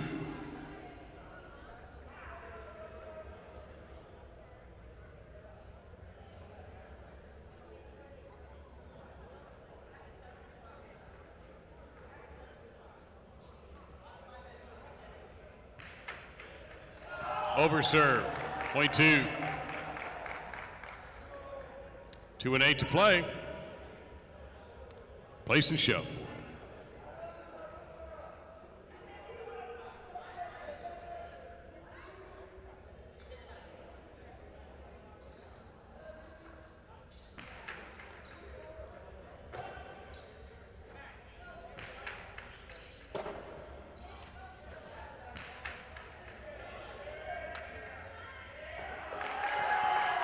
Two places, 8 gets the show, 5 is 4th.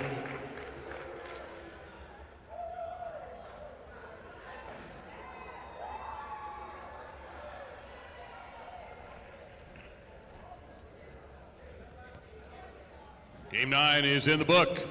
Aron wins it in post 7, Urrutia second in post 2, Oyardi third in post 8, and Atine taking the 4th position in post number 5.